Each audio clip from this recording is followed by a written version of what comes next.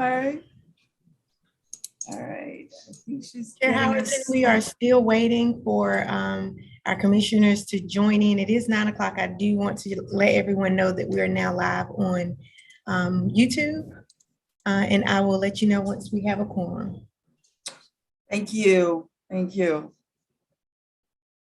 Morning. Okay, there's Commissioner Jacobs. I got to turn my noise in the background.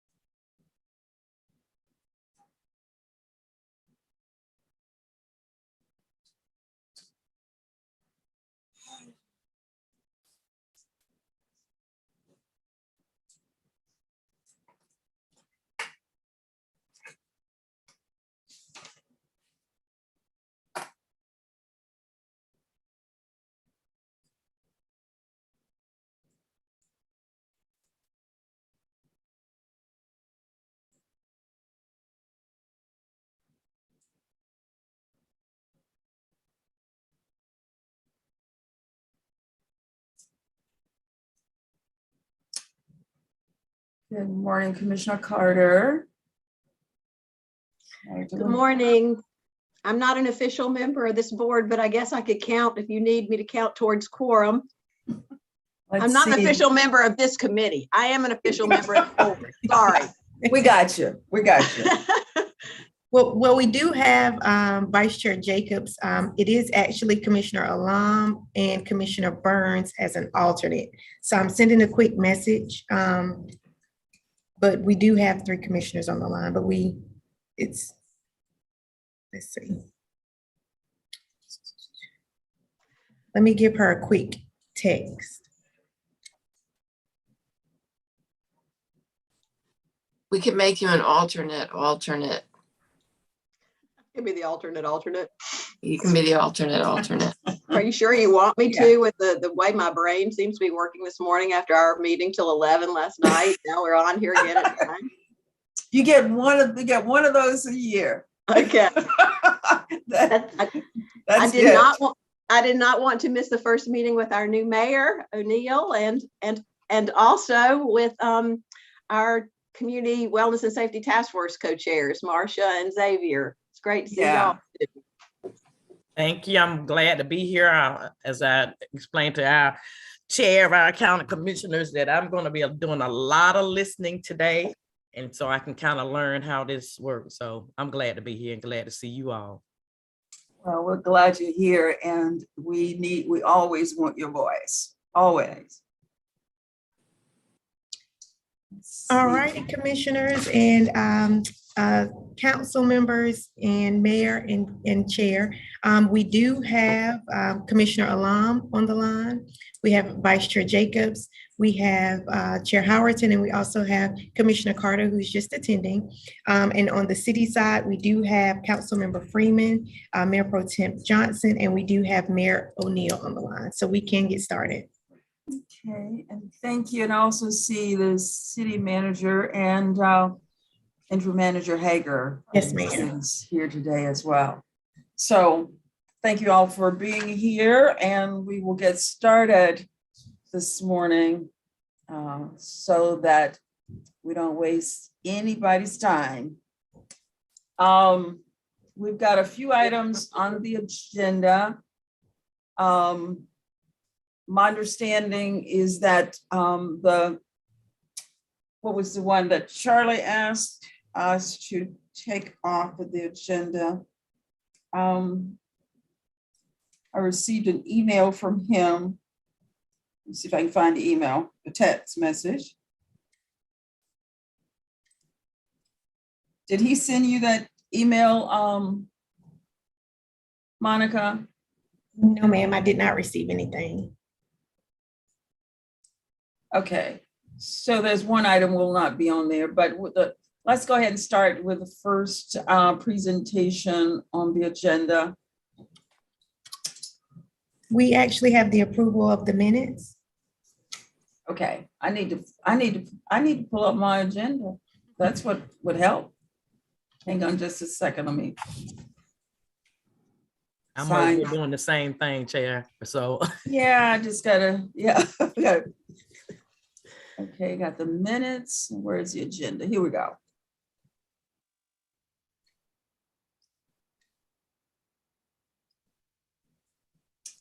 All right, so the approval of the minutes, can I get a motion to approve the October 12th minutes?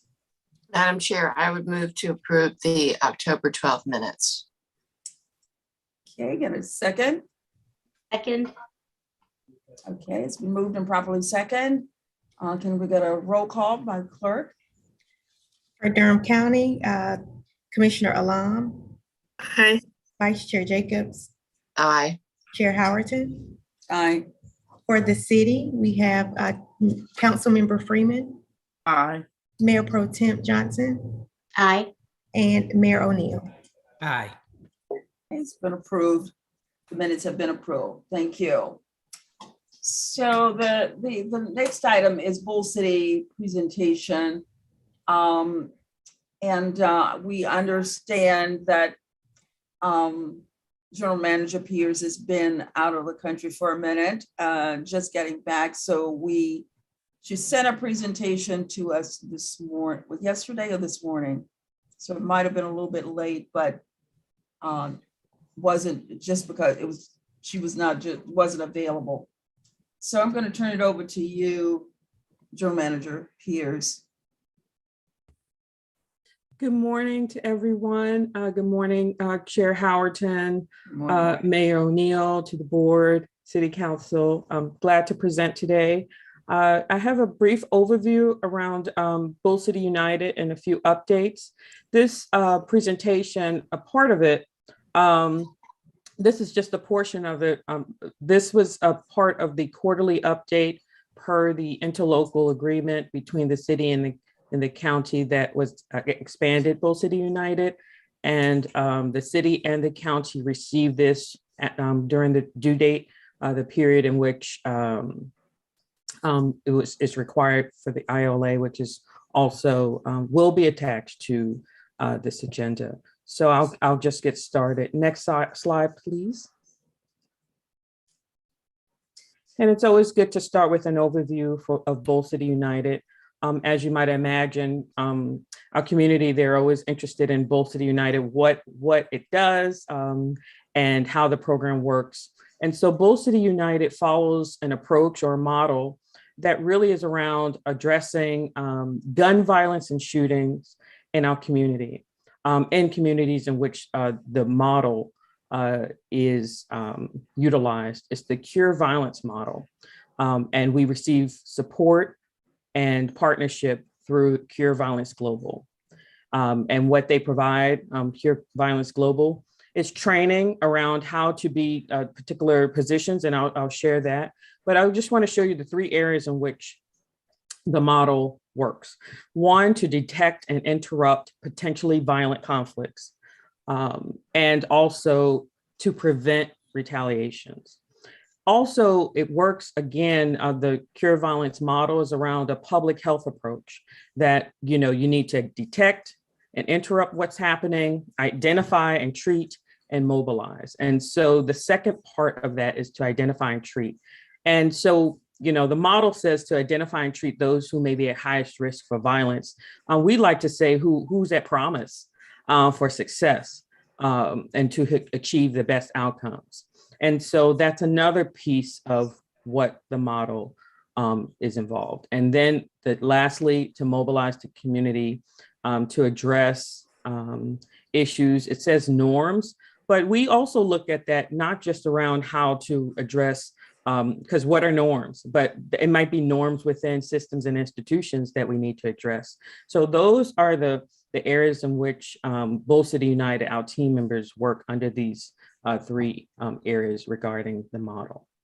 Next slide, please. I'll spend a little time here because, again, there are two positions, roles within Bull City United or the Cure Violence model. And these are the, what they do, what keeps them busy during the workday and the evening. They respond to every shooting within their census tract in which they work. And that response may look differently. And of course, every shooting doesn't result in a person shot, but if there are shootings, those are always opportunities for someone to be shot. And so they respond to shootings. So if they hear about that, they learn about that. We receive data weekly from the city police department about if there are shootings within the area or persons shot within the census tract. And so they work in that space. They work to prevent retaliations, and that's sort of an ongoing type of situation. You can imagine if there is a shooting, there may be a lot of activity around that. And so there's a lot of work that goes into preventing retaliations if someone is shot or shot at. So that occurs often. And then mediating ongoing conflicts so that it doesn't result in a shooting. And that's something that happens in an ongoing basis, as you might imagine. So there are conversations, there are activities in the community. And again, we're talking about two types of, talking about two separate things, and I'll go into that and certainly entertain questions around it. So the violence interrupters and outreach workers have expanded into 6 census tracts. And within those census tracts, using data-informed information, we look at, we focus within a census tract, but in the entire census tract, they're mediating ongoing conflicts, and we'll talk about that further. And then keeping conflicts cool. As you might imagine, things can heat up, they can cool down, things can get more intense, and so they're working with our people who participate with Bull City United within the program, and those who don't. Just keeping their ear to the ground and working with community, and just so that they can really work to address what may be brewing that we don't know about, but that they know about through their relationships within the community. The outreach workers, they actually have a caseload. There are participants who, for whatever the criteria might be that they would want to participate and work within the program. They may be seeking employment, education, opportunities that they may be qualified to participate in. And so it's the outreach workers that may be connecting participants and other community members to those resources and services. So that's an aspect of this program and the work that violence interrupters and outreach workers do. They establish and make contacts with community members, with organizations. Constantly we get requests for, let's say, community members and also businesses to just want to learn more about Bull City United. So they do that on a regular basis. And certainly, which is really critical, that they work to develop relationships and partnerships with community members, with organizations in the community-rooted organizations, and also with our systems and institutions, so that they know who Bull City United team members are, understand what they do, and we look at ways that we can support one another, because what we know is that Bull City United cannot in itself solve the issues that we see that show up in our community, but it really just takes all of us. And I'll get into that a little more as well. And then also Bull City United team members participate and also host community events, so that, we could bring the community together and just really continue to share the message that, peace is certainly a lifestyle that we all want to just put out there, and that, we want everyone in our community to thrive and be safe. Because one thing we know is that, none of us has to run out of safety, that we can all be safe, and we want that to occur. Next slide, please. Just to share a few metrics that are monitored. And also, I'll just share this now, that Cure Violence Global is, again, that's the organization that we work with that has the model that we use. And so we receive training, and also Cure Violence Global has a new database system and a way in which we can actually look at additional metrics that we can monitor. And as you might imagine, Bull City United for quite some time, maybe 5 years, had only 7 team members working in 2 census tracts. However, since the partnership with the city and the expansion, we're of course gradually growing out to the 6. We have 6 census tracts and moving up to the full staff complement of 25 team members. And so this, of course, gives us more opportunity to look at additional metrics that we can monitor and share with the community. And also building into the new department that I'll briefly provide an overview that will house Bull City United and 2 additional programs within Durham County government. So currently we look at data around persons shot, homicides, mediations, and for longer term types of participants' change in gun behavior, their involvement with the justice system, just even looking at violent gun offenses, and certainly looking at who the participants and other community members who may have been connected to services and employment and educational opportunities. And so this is one of the areas in which we will have a great opportunity to expand on some of the metrics that all of us in our community may be interested in, because now we've expanded our bandwidth, and also Cure Violence Global has a new system that will be able to, generate additional supports. And with all of that, we're very much interested and excited about the opportunity to create a dashboard so that the community, public-facing dashboard, so that the community will also be able to, see and view the metrics that we have, because we definitely want to do that so that we'll all know what's happening in those focus areas within the census tracts in which Bull City United works. Next slide, please. And this is just a quick picture of the 2 initial census tracts in which Bull City United worked for about 5 years. And you can see the yellowish gold, I'm not sure how it shows up on your screen, that's the entire census tract.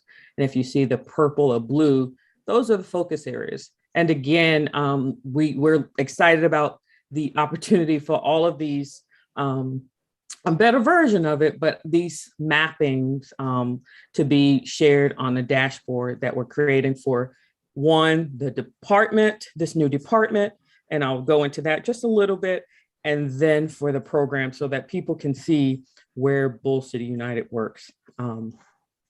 And so you see 2 census tracts here, and you see the areas of focus. And we're very intentional with our language. We say focus area. We don't talk about targeted areas. We talk about where we're focusing our efforts using the model. And again, you see the census tracts, and Bull City United team members respond to incidents that occur, every shooting that occurs in the census tract. And then you see also the focus area where data has shown that we may want to focus our efforts. Next slide, please. And these are the expanded census tract areas. And so you can again see the gold, the entire layout of the census tract, and then you can tracts, and then you can also see the focus areas. We often get questions about, incidents that occur outside of the census tracts. And again, a model works if you use the model. And so the model really talks about working in the defined areas in which you serve. And we do have the areas in which we serve. However, that does not mean that there may have been an issue or an incident that has occurred that may impact or affect a census tract. And there may be some, I would say, mediation activities that can occur, but however, these are the census tracts in which they work. And then it's very important to be true to any model that you use so that you can really convey the information around that. So that is often a question that we get. Something may occur outside and they say, oh, can Bull City United come and support? And so that's really, we have to be careful about that. However, it doesn't mean that there may be some connection there that they may be able to support that's within their census tract. So I just really want to make that clear because there may be issues. Now, the good thing about the new data system that we utilize through Cure Violence Global, we may be able to note incidents that occur outside of the census tract, because we may find some meaning from the data that we're collecting from that as well. So just wanted to let you know, because that's really important. And I think that will tell us something as we collect that. Next slide, please. And this is just a layout of looking at all of the census tracts and how they look, and the ones that are contiguous to one another. And you can see just the sizing. And again, we have a great opportunity with the new department and a new data person that would be coming on, and also with the new data system or that Cure Violence Global has now. But these are the census tracts in which Bull City United serves. That includes the 2 legacy census tracts and the 4 expanded. And you can see that, this is quite large, and the expansion, again, moving from 17 members to 25 will certainly broaden our capacity to do work. And we certainly have already seen some information that I think is really important, and I'll share that. Can I interrupt you just a sec? Is that in the red? Is that what you're identifying is what's in the red? Yes, Circle. so if you see the red borders or spacings, though, that would be the census tracts, the 6 census tracts. Hopefully you can see it well. I'm looking on my screen, and again, okay, yes. Thank you. Yes, thank you. Thank you for asking that question. Next slide, please. And this is just to show investments from the county and the city over the last several fiscal years. And you can see even the current investment of Durham County, just over $1 million, almost 1.1 million. And then the city of Durham, the relationship partnership that we've just embarked upon, and you can see the actual expenditures for the fiscal years. And so the good thing about the city's partnership is that the city did not wait until the new fiscal year, that they did offer the opportunity to, even before this fiscal year started, that we could go ahead and get some team members on board.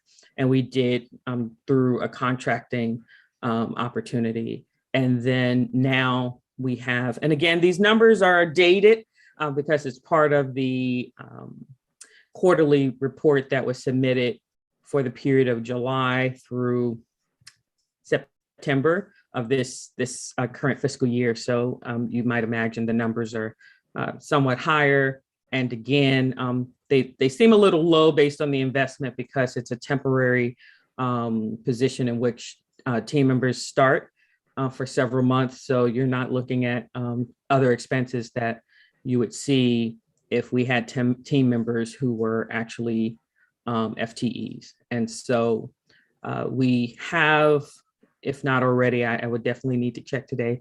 There were postings for the positions for violence interrupters and outreach workers for FTEs.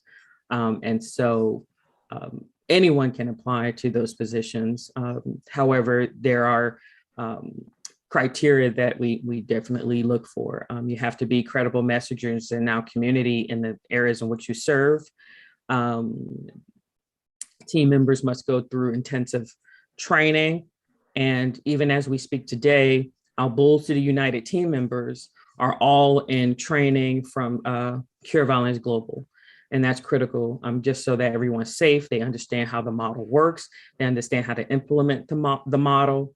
And that's critical. So these are the investments at one date and time during that period of July through September, well, just after September, so you can see what those investments are. Next slide, please. And just didn't make this presentation, didn't share a lot of data here, just wanted to just give you an example. And as you might imagine, just during the pandemic, we've noticed some changes, and we're working to make some meaning of that, or at least just share how that showed up. But I just wanted to share with you for the violent incidents on the left-hand side for the fiscal year 19 through 20. You can see now, just sharing with you, this would be for Census Tracts 1301 and 1400. Again, the legacy or the initial Census Tracts. And so, because we have data for that, because we've worked in those areas longer.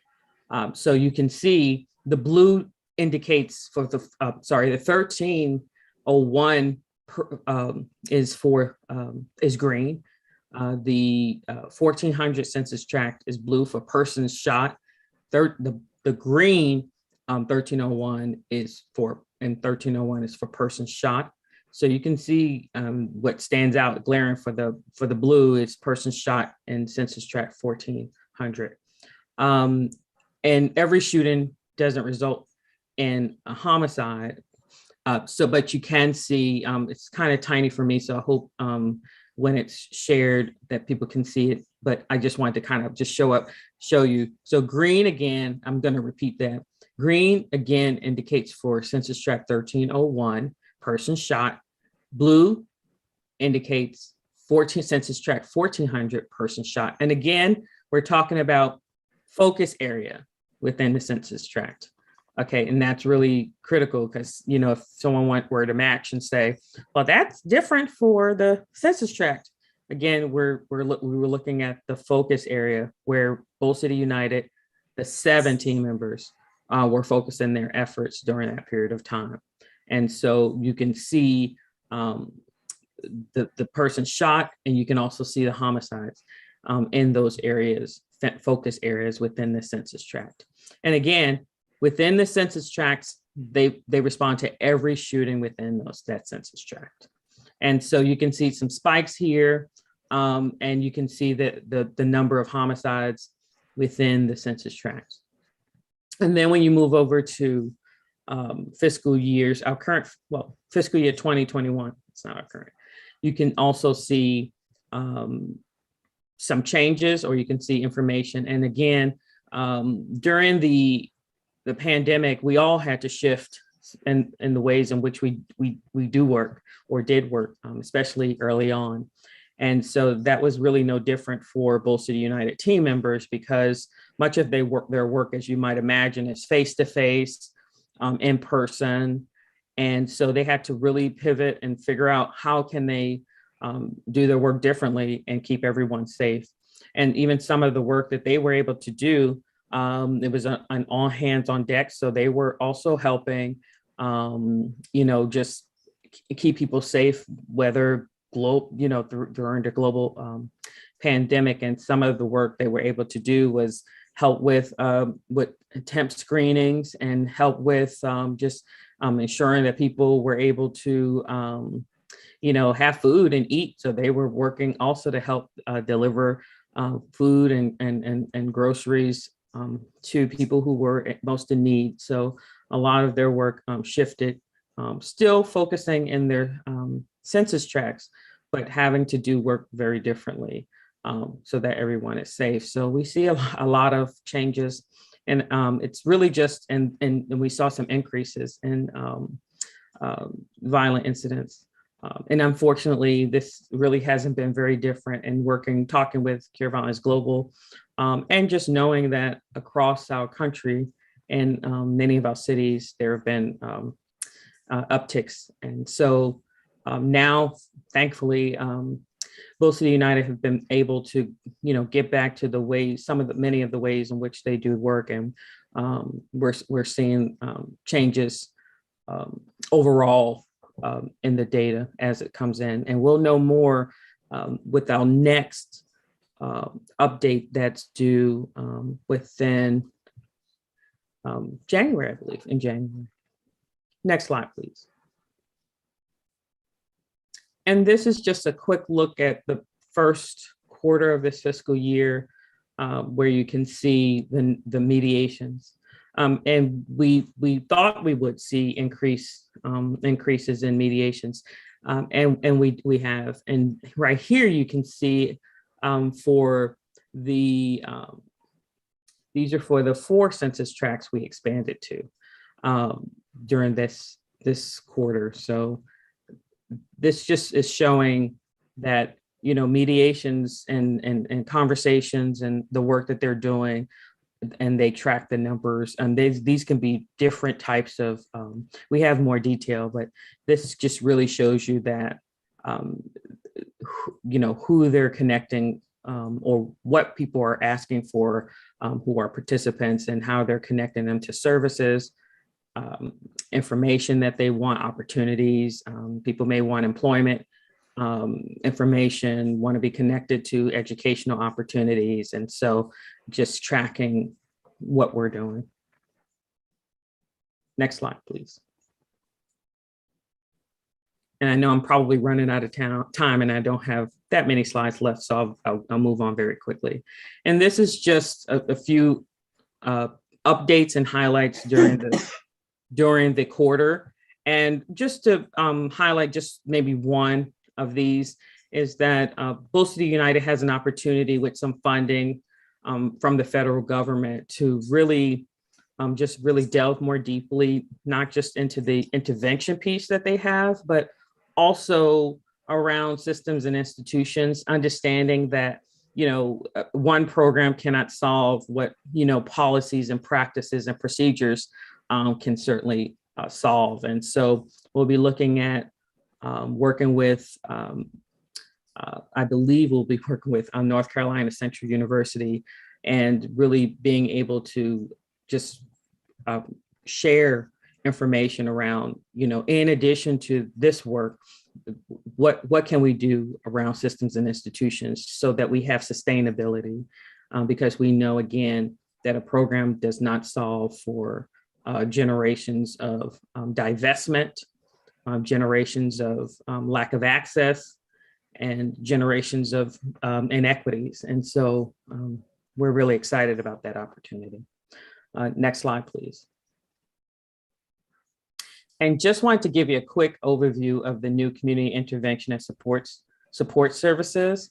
Again, Bull City United is housed within this new department, and also My Brother's Keeper and Project Build, 3 already existing programs within Durham County government.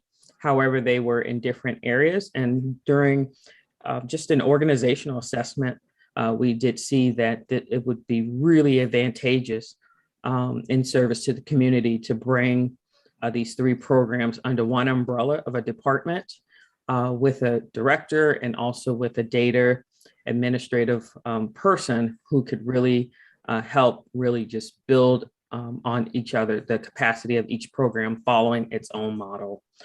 However, being led by a department head, so that we can really you know, achieve even much more in terms of coordinating the work that they do, because they certainly are interrelated.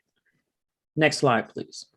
Oh, before you do that, I just also, you can see the color coding. So you can also see here the, you know, what's been funded by the city, what's funded by the county, and you know, what share funding position that we have under Project Build.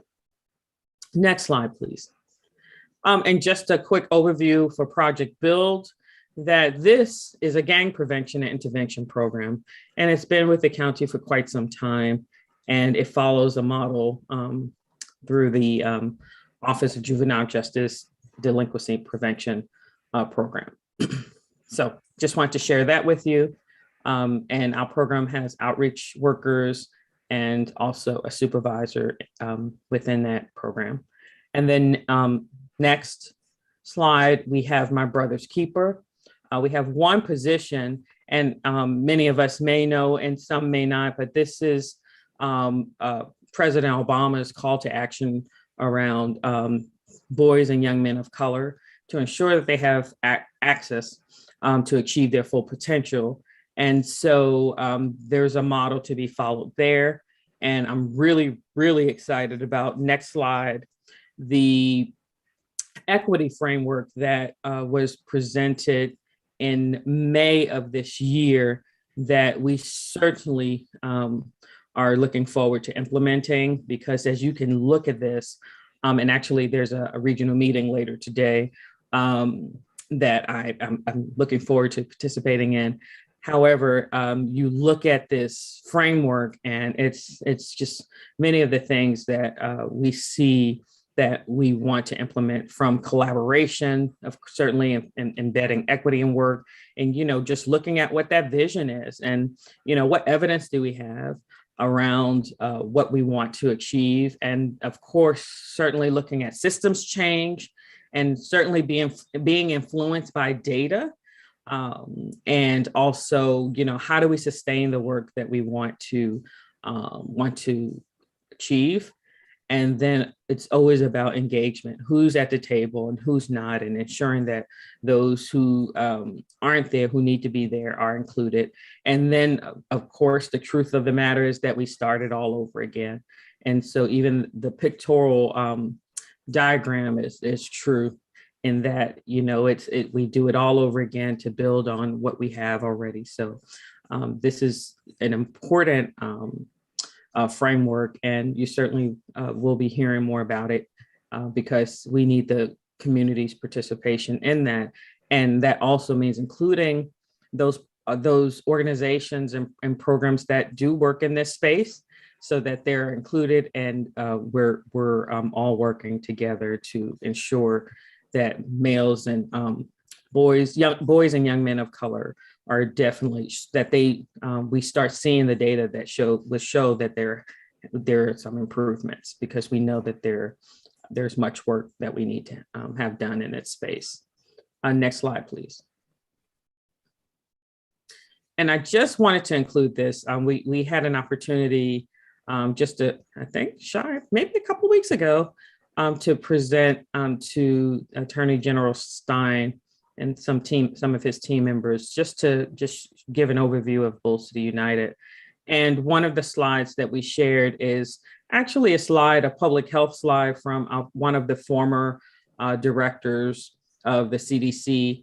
And, what he shared in this is that, a lot of times we do a lot of work, and it's often at the tip of this pyramid where we're doing a lot of intervention work, and we're doing a lot of counseling and education. And as we know, when that's really at the tip of what needs to happen, and you need to do it. However, that increases the need for individual effort. However, when you look at socioeconomic factors, which is a huge portion of what is displayed in this pyramid, that increases the impact to the population. So if you can change and address socioeconomic factors, and if we're thinking about Maslow's hierarchy of need, and that people need to be safe, they need food, they need shelter. And we know that many of the socioeconomic factors are drivers to, whether people have achieved good outcomes or not. We really need to focus effort more, on some of those things at the bottom of this pyramid. Otherwise, we'll constantly just be addressing things as, when they get to a tipping point, and not addressing root cause issues. And so, certainly in Durham County, we have many of the ingredients to really be a model around systems change, addressing root cause issues. However, again, if we're working at the tip always, or often, or using resources, many of our resources just at the tip, we won't really achieve the systems change and the outcomes that we want to see.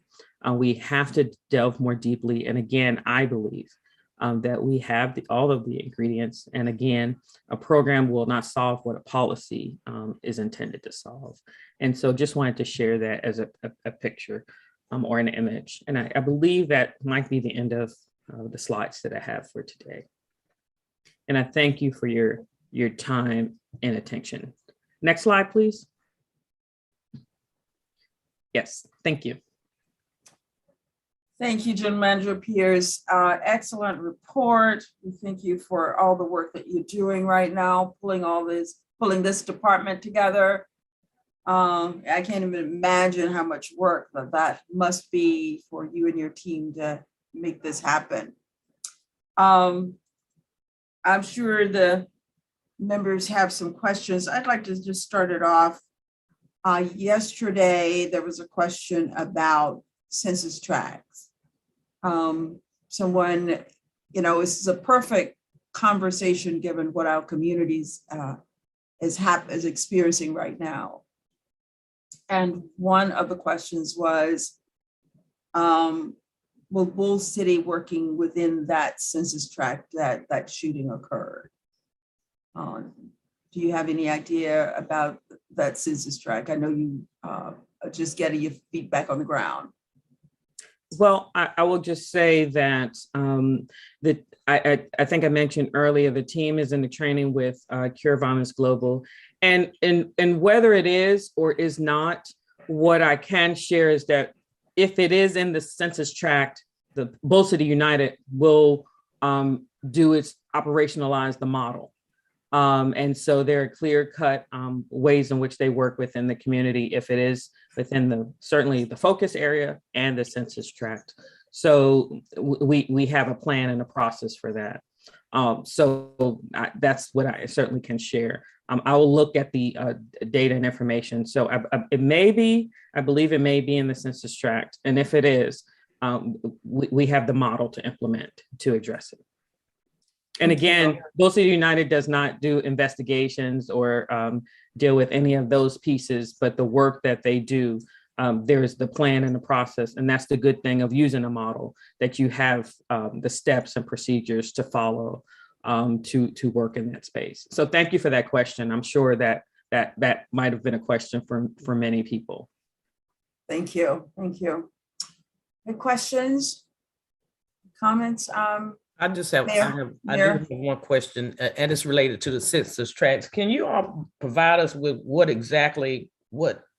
I'm not familiar with what that exactly means in terms of actual geographical locations? So if you could just clarify, I know what a census tract is, but if you could just clarify what those are geographically, West End, McDougal, what are they? And not today, but just at some further point. The great presentation. Yes, we will do that. And also just show the boundaries, because those maps are very, very difficult to see on a screen, but we definitely want to show the boundaries of the streets and the avenues, and so that people can see what that census tract looks like. And then also to your point, Mayor, that we also want to share not just the community development that may be within that census tract, but sharing what the areas and avenues and streets, because what we don't want is for people to assign community neighborhoods with, our brains are meaning-making machines, and we don't want people to believe things about people who live in communities because there are incidents that occur in those spaces, because we know that those incidents may occur in those spaces because of policy decisions and decisions that have been made before any of us showed up on the scene. And so, but that's a very important question that you ask, and we look forward to just outlining that, those spaces. Yes, thank you. Other questions? Commissioner Jacobs, and then Commissioner Councilwoman Freeman. Go ahead. Thank you so much for your presentation, Joanne, especially if you were out of the country and just got back, and I hope you had a wonderful time wherever you were. I was really thrilled to hear that the goal is to have a public facing dashboard with the data from this new data model that we're going to use. Do you have any timeline on when that will be publicly available? That is a very good question. I would probably something initially that we can do. Certainly when the data person comes on board, that would be more helpful. However, we're working with Bull City United Global Bull City United Global. That is not Cure Violence Global. Look at me. I just made Bull City United Global organization. So when Cure Violence Global, we had our initial meeting and they're just sharing what those opportunities are. So I would say not to look for in January, but certainly by the spring, but that doesn't mean we can't put some initial pieces on our website before then, but I would say by March, you'll see an expanded dashboard and always building on it, especially when the data person comes on and also the director, which will be hopefully very soon. So to answer your initial question, you'll probably see something in the beginning of the new year so people can start seeing where it's located. And then in the spring, you would see much more. And I don't know how interactive it will be, but we're going to just look for as much as we can do to make it something that when people go, they can get some information that's important to them. Thank you so much. Great. Councilwoman Freeman. Thank you, Chair Howerton, and thank you, Deputy Manager Pierce. I appreciate the presentation, and I really appreciate the inclusion of the My Brother's Keeper initiative and the way that you're focusing not just on the negative, but the positive. I also just wanted to share, I noted that the 935,000 was still out. And I just want to make sure that if you do have a plan for 21-22, if you could share that. And then also if there's some thoughts around 22-23, that would be helpful. And then I had a quick question. Again, you don't have to answer it today, but I just want to know if there are any key points or issues that have been noted around the transient nature of folks who live below area median income and these census tracts that you feel like might be having an impact on how you can track the data. Because essentially what you're saying, or essentially going back to our mayor's question, you know, what neighborhoods are we actually looking at, and these neighborhoods shifting and turning so quickly, like what impact is that having on the actual like work that Cure Violence or Bull City United is trying to do? Councilwoman Freeman, good morning. You have some very important questions. I don't even know which one to choose first. I'll talk with just the plan. That's a very good question. So with the expansion that the city, the investment from the city, that really expanded Bull City United from 7 team members, and they've been 7 for about 5 years, to adding 18, so to an ultimate a number of 25. And the plan has always been from the beginning that, you know, it would be a challenge, and it really just wasn't even a recommendation from Cure Violence Global to just, you know, add 18 team members, violence interrupters, and outreach workers across 4 additional census tracts at one time, because that's just not how it works. You know, it's just not how it works. And one, you know, for safety. 2, team members must be credible messengers. They're not going into the community with, they're coming with their own name, and they have to have relationships, and they have to be able to, as you might imagine, work with people in our community who and de-escalate potential issues because they have social capital. And so, and you can learn very quickly that you don't, but we don't want those types of situations to happen in our community. And so we used a plan through our conversations with Cure Violence Global, and also what we knew made sense to increase the team members, every quarter so that we can get up to a full staff complement by the end of the fiscal year. And so you may, to your question, Councilwoman Freeman, that you may see that the numbers are going up gradually. So today we have, of course, we started with 7. We were able to bring up to about 14.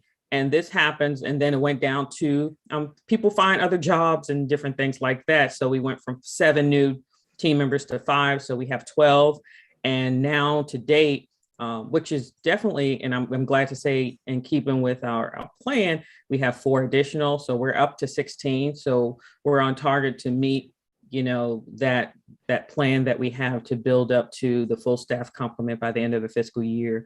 But we did have to go in stages so that, one, we ensure that each person gets the training that they need to understand the model, just how to deal with issues that, I can speak only for myself, that I would not even be competent enough to go into community and do those things that they're having to do and they're able to do due to being a credible messenger in the community. So that's one piece. And so the plan would look like building up, and then our team members first start in a contractual basis, and then we open up again opportunity to anyone who wishes to apply to the positions. And then we're hoping to fill FTE. So you'll see more expense when you talk about a county employee as opposed to a contract person. So to that extent, we're looking at that when everyone is on board, the funds that have been provided will be expended, if that was some part of your question. And then to the other data question, I will definitely get back to you and to the city and the county regarding that bigger question that I really appreciate around what are we looking at around the data and where people are moving, assigned to move, assigned to live, and all of those pieces that you've asked. Thank you, I appreciate it. And just a follow-up, please share those slides. I think there's a lot more information in there, and I have lots more questions, but I'll hold them until there is a planning conversation. Thank you so much. Thank you so much, Manager Pierce. And this is a large conversation because that socioeconomic factors, all of that, those are conversations that I think we would all like to engage in with you. But the time doesn't allow for it this morning. So we need to move on to the next conversation. But thank you so much for your presentation. Thank you. Okay. We will move on to our next item, which is, why my agenda keeps disappearing? I know the next one without the agenda is the Durham Community Safety and Wellness Task Force. That is Marsha Owen, and where's your sidekick? I know he's here. Carlson, yes. So we welcome you to this conversation. We look forward to your presentation. So thank you, Chair. Thank you, Chair Howerton, for inviting us. We're definitely glad to be here. Just want to mention off the top that this task force is a rare collaboration between the County Commissioner, City Council, and the Board of Education, which speaks to how important this topic is. Want to also mention and that the staff of those bodies as well, want to thank them for their work in making all the policies come to life. And so it's definitely a all hands on deck issue, as we all know. I want to also mention that, former Mayor Steve Sherrill was one who invited Marsha and myself to be part of this, and the 3 bodies each appointed 5 persons to this committee. And just want to thank Mayor Sherrill and Councilmember Freeline for their work in putting this together. But I also want to express the excitement to work with Mayor O'Neill and Councilmember Williams Mayor O'Neill and I got to march the streets of Durham together as members of the NCC Marching Sound Machine. And Councilmember Williams and I, he was part of my staff when I was director at Hillside before he got promoted to be my colleague over at when he was director at Southern. So happy to march with them again into the community and for this important work. And see, there I go going personal privilege. So let me pass it over to Marsha before I get in trouble. Well, just want to, yes, I'm just glad to be here, and I appreciate the opportunity to have this task force and to do this work. It could not be more important. It is the violence in this community requires us to do this, and it's an honor to be among you all. And I hope you ask any question that you have, and any comments are most welcome. We will learn together. So thank you and welcome, Mayor. So good to be with you.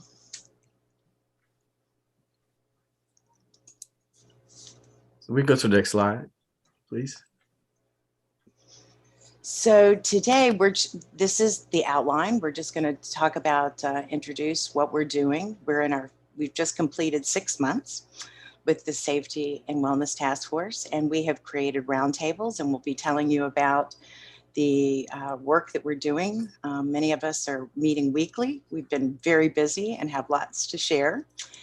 We also want to share with you our next steps, because most of those steps will involve you. So it's another reason it's so good to be with you. And we certainly do want to acknowledge the enormous support that we have experienced, and I'm sure will be experiencing. And of course, contact information so that we are available to you, because this is absolutely a city, county, school board collaboration. Next slide. So I want to say, again, right off the top, that these slides have a lot more words and a lot more narrative than we would normally do in slides, but there's so much going on. We wanted to make sure that these slides are mainly a resource. Marcia and I are going to really just talk about the highlights, and that you can go back to these slides for resource at your leisure. Here, just to introduce again, that this task force is really here to look at the root causes of these issues, these systemic issues that we're dealing with around community safety.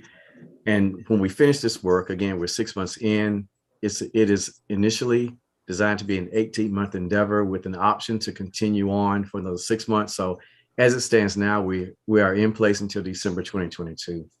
And we hope that we can pull all this data gathering together and triangulate a report that can give us some sound recommendations to the three bodies, respectively, to help with the safety of all of our residents here in Durham. And I would like to add that we are standing on the shoulders of the North Carolina Task Force on Racial Equity in Law Enforcement, as well as Mayor O'Neill's Task Force on Racial Equity in Durham. That are the shoulders upon which we stand, and we give thanks for that good, hard work. Absolutely. Thank you, Marsha. Also, we want to make sure that as we do this conversation this morning, that what we're doing here is trying to just give you the breadth of the work. There is a quarterly report that just came out. It will be, if it's not on our website, it will be soon.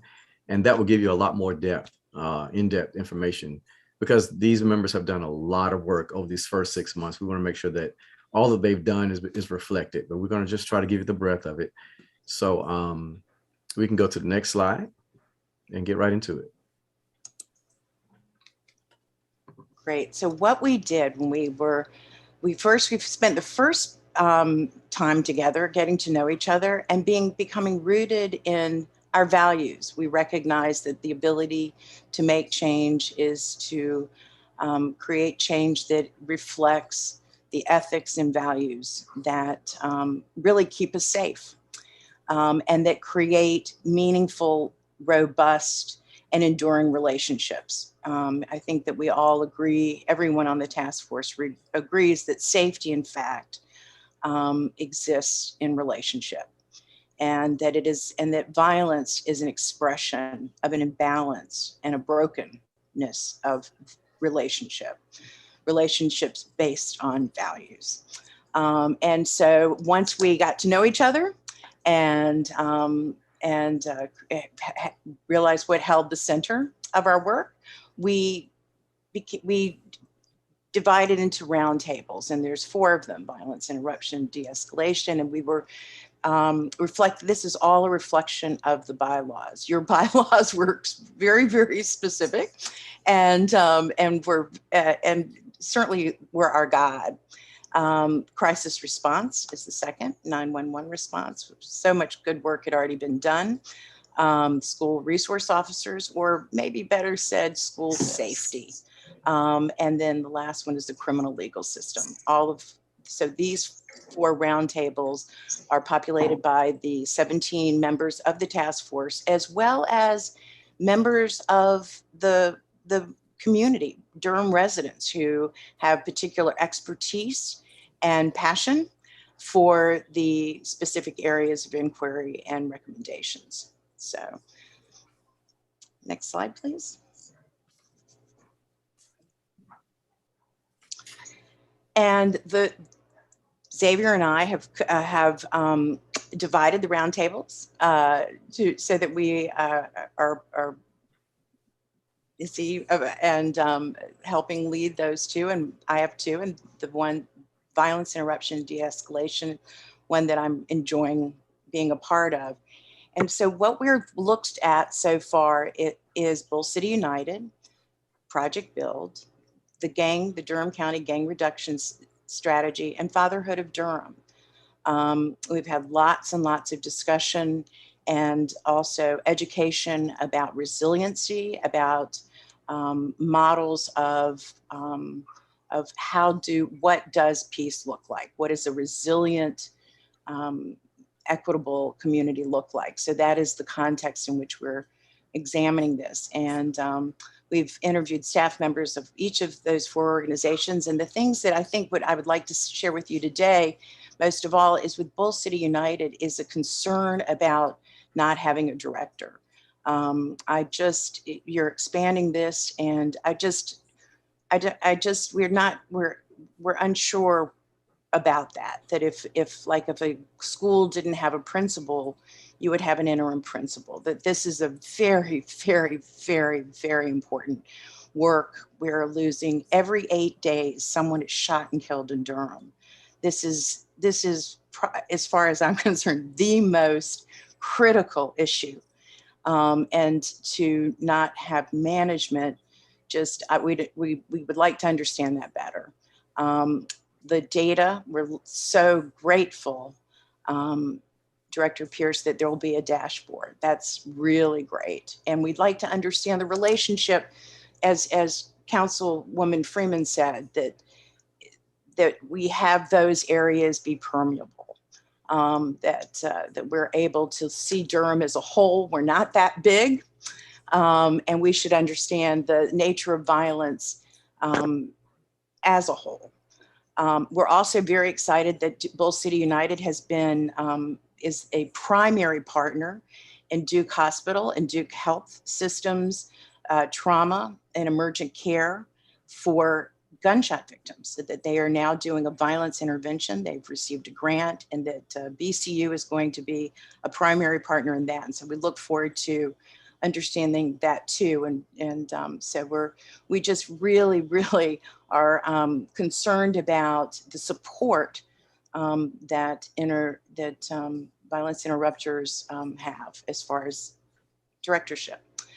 Project Build, what we've learned is that they are extremely well managed, developed, and but under capacity. And so we want to look more closely about how can we feed that. One question I would love to know from Bull City United is how many, because they are very focused on adults, how many referrals, what is the relationship on referrals? The gun reduction strategy, I think the greatest lesson we learned there is that there's overall, as we have been meeting with all the government agencies and learning about all the good things that they're doing, that there is not as much private public partnerships as we would hope, that there is so much goodwill, there's so much power that exists in this community, whether you have a 501c3 or not. There's such goodwill, and that we need to link that. Again, going back to the strength of relationships. You can't break systems without everyone, as many people as possible. So when you talk about systemic change, it seems to me that what we want is to build a tremendous amount of relationships and to incentivize the goodness that exists to address gun violence and the lack of safety in Durham. And then we've learned more about fatherhood of Durham, and just realized we're meeting more and more folks who are doing such great work and realizing they have a huge amount of energy and vision and touching the lives of so many people, but are underfunded. So next slide, please. So as Marcia has already mentioned, we started off our work just building community amongst ourselves for these difficult conversations. And then we started our roundtables, our subcommittees, and the crisis response subcommittee is one that I was a part of. And right off the bat, when we started our data gathering, they started to put together a 2-day town hall, a Friday and a Saturday, where we wanted to hear from our residents. We wanted to ask them to show us the broad vision of what success looks like when we talk about trying to put together a safe community. And we wanted to find out what not just a broad vision and concrete changes they want to see happen. We asked them to design what crisis response could look like, what values, characteristics, and skills that they want to see in crisis response in their greatest moments of need.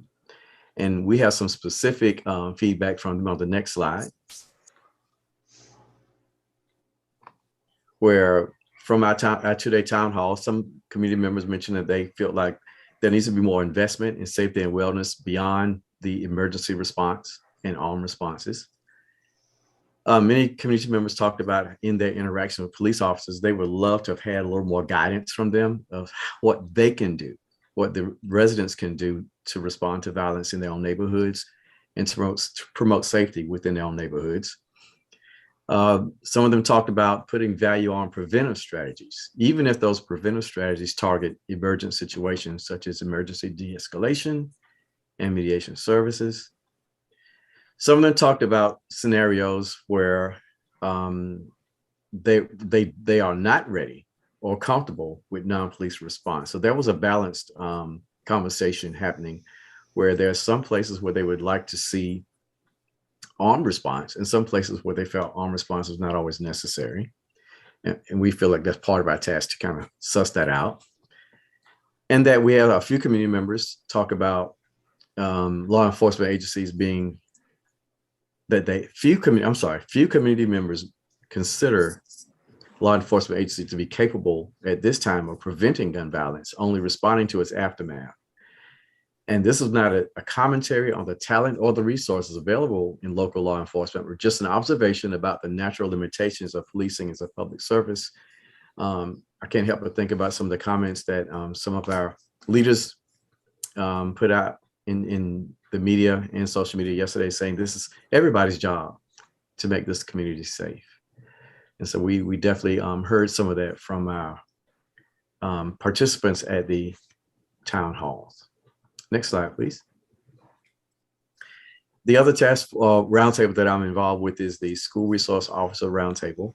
And there's a lot of words here. I just want to say basically this roundtable has listened to principals at this point, as well as educators. This past week, they started the student listening sessions as well. And that one of the things that we're hearing,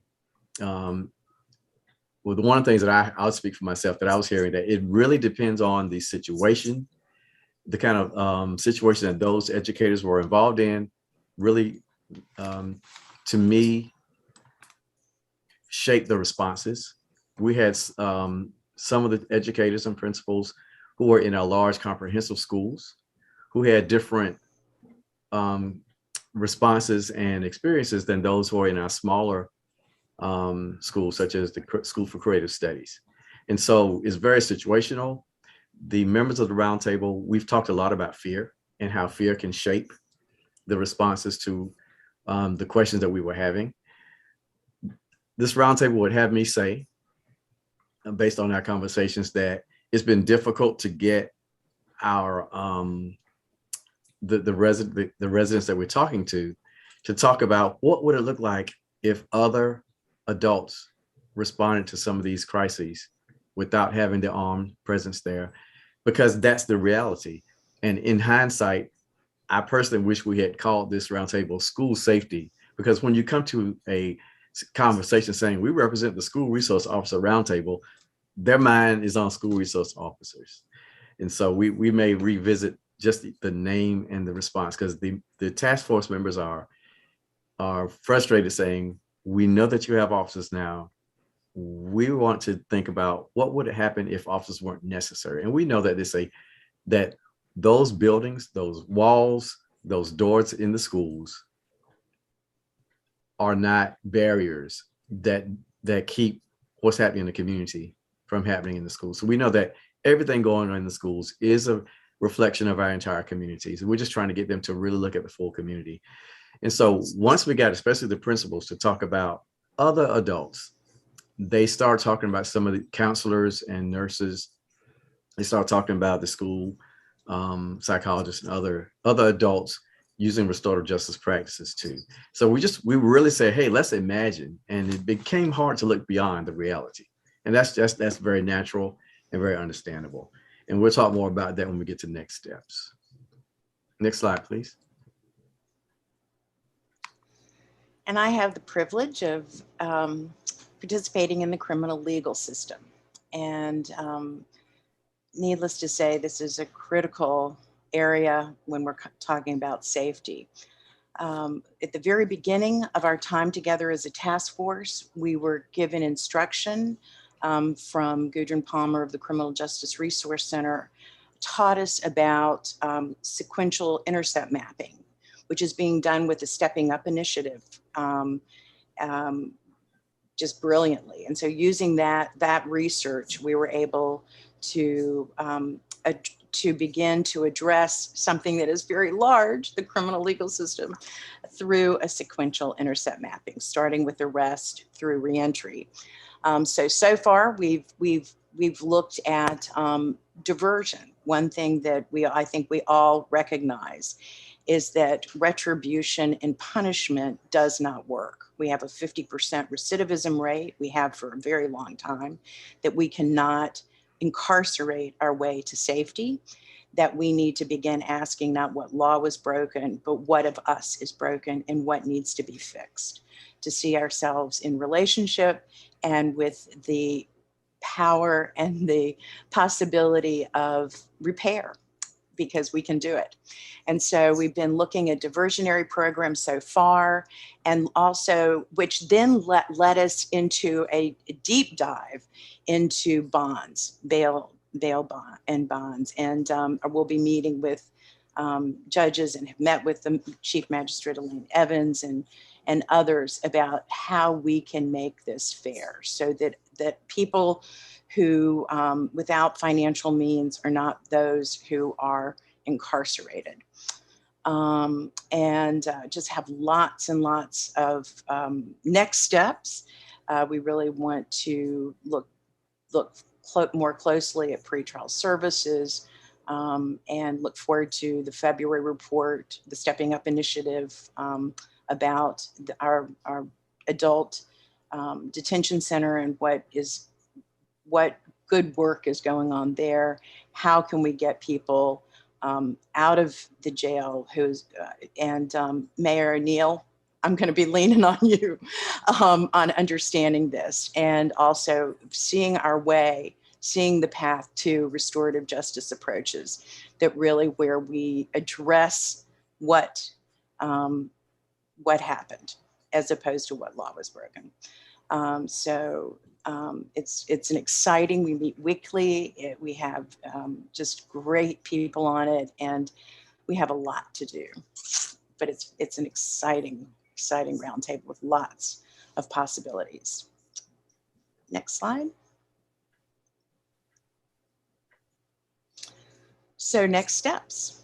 One thing that we really would love to do is just understand better. We look forward to more data, more understanding of how BCU can work with community. We understand that Bull City United is a neighborhood community-based organization, and we want to support that in every way, shape, form we can.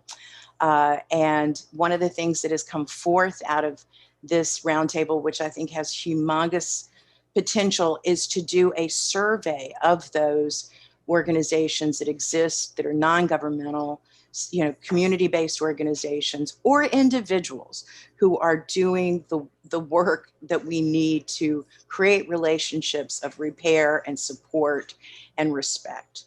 And then we hope that understanding who's involved, what is like the manna, what is the goodness and the power in our community, and then to incentivize collaboration and connection. So again, each of us can be connected into this solution, and we look forward to being able to provide that for you all at the end of this time of this task force. With the criminal legal system, we are looking at one thing that we have done is we've done listening sessions with families of homicide victims. One of the most glaring, I think, and profound problems of a criminal legal system is that the absence of care for those who have been harmed. That system looks solely at those who have done harm. And so the resources, we invest enormous resources, $40,000 a year to incarcerate someone in a state prison, way more than that in our jail. And what are we doing for those who have been harmed? That until we do that, we have not, in fact, looked at the whole picture. And so we have produced preliminary recommendations on how to best care for families who and individuals who have experienced harm and those who have been affected by that harm. So we look forward to that. And we are also looking forward to interacting and learning from spirit houses, harm-free zone, understanding more about My Brother's Keeper. And also looking at Durham Crisis Response Center, because what we've learned there is that there is an unusually robust and a productive relationship with law enforcement, as where it's an interesting intersection, and we want to understand that better so that we can utilize it. Next slide. So speaking of resources, we do have a member of the city's community safety department, Dr. Dwayne Campbell, who's been assigned to us to help us out, and he keeps us on track. He did mention with text earlier that we have had one town hall, and then the rest have been smaller scale listening sessions. And that town hall was co-sponsored by our community safety department here in the city. Also, he has said that the website that I have here on the slide is live and on our website, which is housed in the city's website. So again, to get more deep information here, you can definitely go to that second quarter report. So thank you, Dr. Campbell, for keeping me on track as always. So as far as the crisis response group, again, they co-sponsored this huge town hall, but understand that everyone didn't come. We want to hear from more people. So this past weekend, they had small listening sessions taking the focus groups to the neighborhoods. So there was a listening session with El Centro, as well as one held at Campus Hills. And they will continue having those in neighborhood small discussions as well. Do want to mention that they are also in the process of getting information from existing police and non-police alternative response programs around the United States. During that town hall, we did hear from officials from Atlanta, Denver, and San Francisco. Tell us about their experiences of how they have taken the emergency response calls and really divided them up between those that did require armed response and those that did not, and the types of collaborations and non-government organizations and even government organizations that would respond to those calls that did not require an armed response. Also, with the school resource officers, they're going to continue to host listening sessions. Again, not only from educators and students and principals, but we want to also now look at having specific listening sessions with some of the school support staff, such as their counselors, social workers, nurses, school psychologists. The educators we've been listening to have told us very clearly there need to be more adults just present in the building to help create the kind of community that would feel safe to everyone there. So we're going to continue to have these listening sessions as we go forward. Next slide, please. And so we do want to acknowledge that, again, this is the work of, which was start off as a 17 member. We have 2 vacancies. We have 15 current members appointed by the city, by the school board in the county. We also want to acknowledge that we do have liaisons, Commissioner Burns, Councilmember Caballero, Board of Education Vice Chair Lewis, and Councilmember Johnson has been very present and helpful as well. We want to thank them for connecting us and keeping us on track during our meetings. We really appreciate them, and also want to make sure that you understand that we have volunteers who are not on the task force, who were not appointed, who have been helping out in our roundtables. And again, our support staff with Dr. Campbell, who is our Fuse Fellow, Amber Wade from the Mayor's Office, and members of the Community Safety Department, Ryan Smith, Shannon Delaney, and James Spears have been very helpful, as well as Dr. Arjuna Clemens, who during the time that we were putting this together, got her doctorate at Duke and is now teaching in Colorado, but she's been a great research partner. And I would like to add with Dr. Clemens, she did her dissertation was on interviewing young African-American men living in what we used to call the bullseye, what an unfortunate name, but where the greatest amount of gun violence was occurring in Durham, which was Northeast Central Durham. And her paper is extremely helpful. And she has told us that it will be ready those recommendations will be ready for publication and provided to us soon. And as soon as we get it, you will have it as well. It's critical reading. So as we go to our last slide, we do want to just acknowledge that we've attempted to give you the breadth of our work, and that there's much more depth available in our second quarter report. We just want to give you something that we can start a conversation. So we'd be happy to take any questions. We know that you want to, that you are also going to talk about the bylaws, I understand as well. So we're happy to take any questions that may have come up from our discussion or anything that's on your mind that we have not touched on. Thank you so much for your presentation and all the incredible hard work that you and your teammate and all the members on the task force have done. You've done an extraordinary lot of work. The tagline that I'm left with is 1 million madly motivated moms.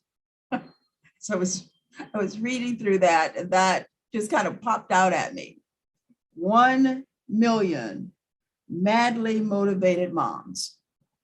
Now, I don't know what you plan to do with that, but I love the title. So I want to open it up for questions and comments from the members. Commissioner Burns. Yes, ma'am. As always, Ms. Owens, Mr. Kaysen, good to see you both. I have the extraordinary pleasure of getting to see you all more than some of the other folks, because I get to serve as liaison. I won't take long, because I'm sure other people have questions. I did want to point something out, though, at the beginning about the director's position. I just want to make it very clear. that GM Pierce, everybody at Bull City United for a long time has been a direct report of hers. It is through her leadership and the leadership of these board members that we developed an FTE that was a director for this role. So I just want to make it clear, any criticism lodged that organization, and it's not a CBO, it is not a community-based organization because it is housed in the county. So it's an agency or department within the county. Any criticism lodged at that organization, that department for not having leadership, recognize that we developed the FTE and that position is opening. And that's because we felt like it deserved leadership. We felt like they deserved a statistician. We felt like it deserved more social workers. We felt like it deserved more structure. So I did want the public to hear that because we recognize that as a board and have been proactive about making sure that the structure needed to make sure this department was able to function was in place, because previously steps had not been taken to make sure that structure was always in place. So GM Pierce, thank you for that. And for those people who are watching that position so harshly, I do hope that they apply. And when we open it up, and we will make sure that this body is aware of it. The other thing I wanted to go over, Mr. Burns, can I just weigh in before you leave that conversation? Yes, ma'am. To start a new department, we've never started a new department. And Manager Pierce is overseeing that, starting a new department. I have no idea all the things that goes into that. I just know it's not the easiest thing in the world to do. So it takes time. It takes the expertise of someone like a general manager Pierce. So what we ask the community is that you be patient, and as Commissioner Burns said, give the leaders that's working on this an opportunity to do it and do it well, because that's what she's committed to do. Thank you. I would also just like to throw in there, I'm always thankful when people are willing to serve on any board. Everybody on here, we get ballots every couple of weeks, and we have these appointments, and only maybe one or two people apply, right? So we know how hard it is to give of your time and your talents to serve the people of your community. But I also think I want to make it clear that I think that everybody brings value, but we have an obligation to, as a body and as leaders, to make sure that once these individuals come to serve, that we give them the best information possible. And I think we do a disservice when we allow false information to be perpetrated, not just through nonprofits, but also permeate throughout these bodies, and it goes unchecked. So I do want to just elevate, as we're talking about, the legal system, I'm hopeful that in the coming days and weeks and months, that we do have some judges to come on there and talk with folks at the Safety and Wellness Task Force. I think that's important, because I think that there's some gaps in acumen about how the legal system works, and about how many diversion programs actually exist in Durham, and how much work goes into those diversion programs, and how many opportunities are given to individuals. I think Commissioner Howerton said it best the other day, there are no throwaway kids. I couldn't believe that I heard so many people say that we were throwing away kids, or we didn't care, and it was about cages. And a lot of that language, while inflammatory, and I stay silent, we've heard that throughout some of these meetings. So I just think we have an obligation when we hear these things and we know that they're not true, that we listen to them, but we also say, I hear you, but let me tell you what the reality is. And I don't know if we've always done that. And I have felt alone in that. I'm not going to pretend like I haven't. And the last thing that I would just throw out there, for the school resource officer conversation, that one was interesting, because I remember there were like 200 and some teachers that showed up, but we only have school resource officers in like 20 some schools. It's not even like the whole 58, right? And so I do think I was at first I will say this, I want us to kind of sort of do, and I'm saying we because I serve as liaison, so I have to put myself in that group as well. that we do a decent job of reaching out to folks that this really does affect or even adversely affect, because it seems like sometimes a lot of the questions come off as push polls. And anybody who works in social sciences, you know what a push poll is. You're asking a question to get a certain answer. And I will stop there because I do know how much work you all put in. I do see how hard everybody works, and they're working toward a vision. But I think the best example, you know, you look at Dr. Clemens. Dr. Clemens, I get it, was getting her PhD, but she went out, and I remember the presentation that she gave, and people were somewhat dumbfounded when she said she actually went out. You're right, Marsha. The bullseye. She asked questions, and of these 100 and some Black men that she talked to, many of them said they didn't want the police to be defunded, and some of them said it was an odd conversation, and I could just see, you know, some people's eyes glaze because it's nuanced. We can be over policed and under policed at the same time. We can have a food desert and a food swamp at the same time. And if we don't understand those nuances, and again, that is not just about the police, that's about everything, especially in the Black community. So I do love the foundation that has been set up, and I would never want to control it. I would want things to happen organically. And I hope that as this commission moves on, that we see things happen organically that are rooted in thought and truth. And I look forward to continuing that work with you all as well. And I'll stop there. So I don't know how much, we're not going to have a whole lot of time to go through the bylaws. There are a couple of things that we want to address, and then we need to allow time for people to react to the presentation that these extraordinary people have presented to us today.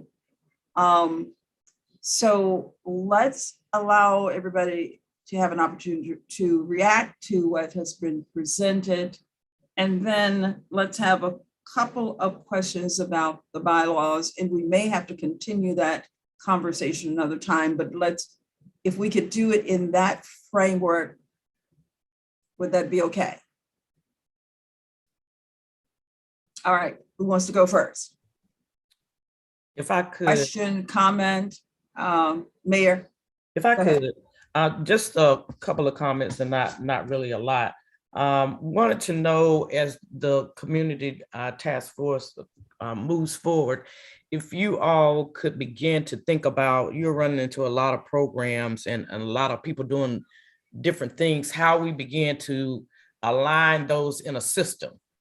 One of the things that has been traditional in Durham, from my experience on the bench, has been that you have lots of things going on, but they're not really aligned in a system that is easily accessible by the people who need it, right? So you have these different programs, and you get parents who call in and say, I need to be able to put my kid in this type of program, and how do I do that?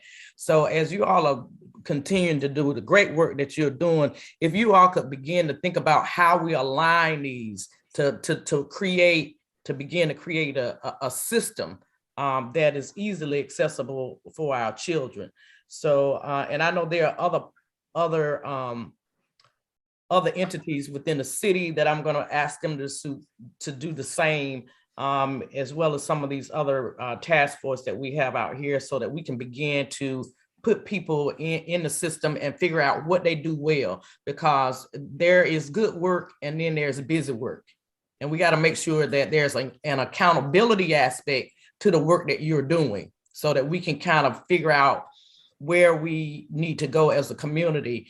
Just briefly, I premised that on when we went back to Portland, Oregon, and they had aligned their community service organizations, their government systems, and as well as their foundational money into such a system, such a tight system, and their schools, that a kid could call a 1-800 number, and within 72 hours, they will be assessed and placed within that system, right? And then there was some follow through with that. So that is the kind of system that I'm hoping that we can develop in Durham. I think a lot of times we don't need to invented wheel if it's already been out there. And certainly some of us on this call were on that trip and we saw that and it was working. And that was like 10, 15 years ago. The other thing that I did want to comment on, and that I can weigh in on your expertise, even though it's not in our bailiwick, is the youth center. Let me be clear in saying that that center was outdated when I was on the bench. When I came to the bench, there's something going to have to be built for those kids. And it needs to be a place where they cannot be housed. Unless you all have done some renovations, it looked more like a jail back then than what we actually need. And that is a therapeutic environment. Now, because of housing, because of the price of building materials going up, I am sure that that number has expanded greatly from what you all originally thought. But I don't mind weighing in where I have expertise. And that's where I lived, in putting young people and seeing the impact of what that center itself did on the psyche of a child. Something has to be built for these kids. And it is a necessary part of the system that we have, that you have a detention center. That's the fact of the matter. You got to have it. I used it a lot for short stays, because when you put a kid in jail in a situation, in a jail-like situation, that can be traumatic. And that's what we were kind of doing with that building itself. So the thought of now having to put a kid in a situation where you get their attention and you get it in an environment that's conducive to their mental health is phenomenal. So any help that I can offer you on it, I know what I'm talking about in that arena. Well, thank you, Mayor. Thank you, Mayor. So I just want to reiterate what our bylaws talks about recommendations. And as Kaysen mentioned, this task force is not an advocacy group.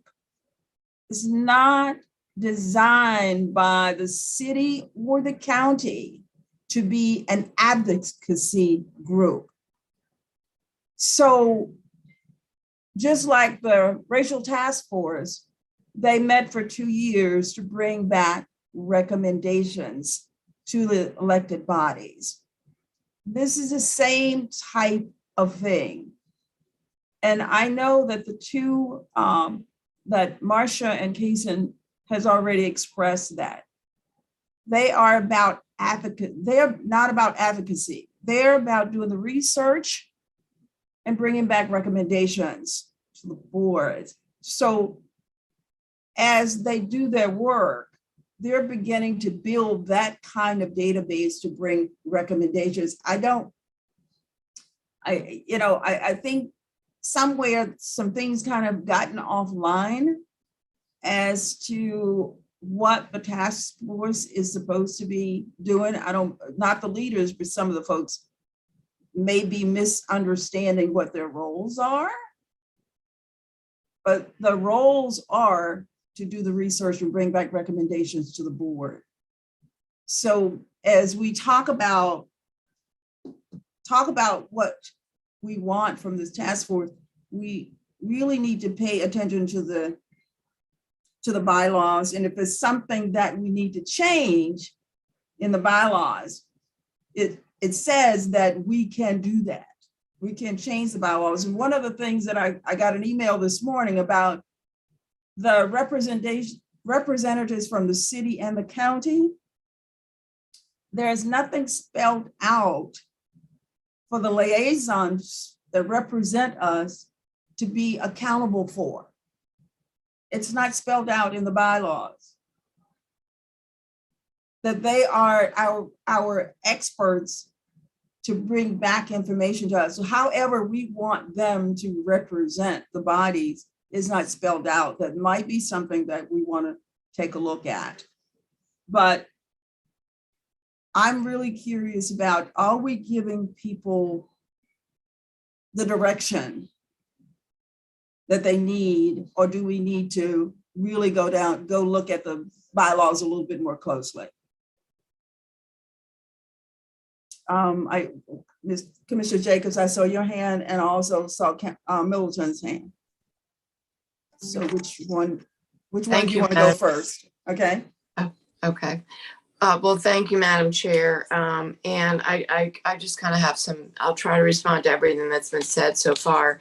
In terms of the bylaws, I think the bylaws do address what we have asked this Community Wellness and Safety Task Force to do, and it's good to review the bylaws. It does spell out specifically. I'll jot it down this morning. The wording was providing recommendations. I think specifically for additional programs to enhance public safety and wellness that rely on community-based preventions, interventions, and reentry services. It lists a number of things that I think it does cover what we want. The only thing that I did hear today, Xavier refer to that maybe instead of school resource officers, it should be changed to school safety more globally. I think that does make sense. And I was glad to see in reviewing the bylaws that it did say that we are supposed to receive quarterly reports. And I want to say that this report we just got yesterday, the second quarterly report, is awesome. I mean, there's so much in there, but it would be great if we could get the first quarterly, because we never got that. So I think just making sure we have good communication going on, moving forward, making sure we do get the quarterly reports, which are in the bylaws, I think would be fantastic. And then having regular meetings at the joint city county meetings like this would be great, maybe after another 6 months to get an update from you all. And so I'm fine with what's in the bylaws. I think just, re-emphasizing what's in there is great. So thank you for bringing that, putting that on the agenda today, Chair Howerton. And I just want to briefly follow up. First of all, I'm so grateful to everyone who is a part of this, putting in obviously a huge amount of work. I do think it really helps when you have outside people looking in, and the conversations that you're having with the community. Thank you, Mayor O'Neill, for your comments. I totally agree with you about looking at the system and also what are the gaps that we have. And we did move forward last night at our meeting, just to let you know, with a new youth home.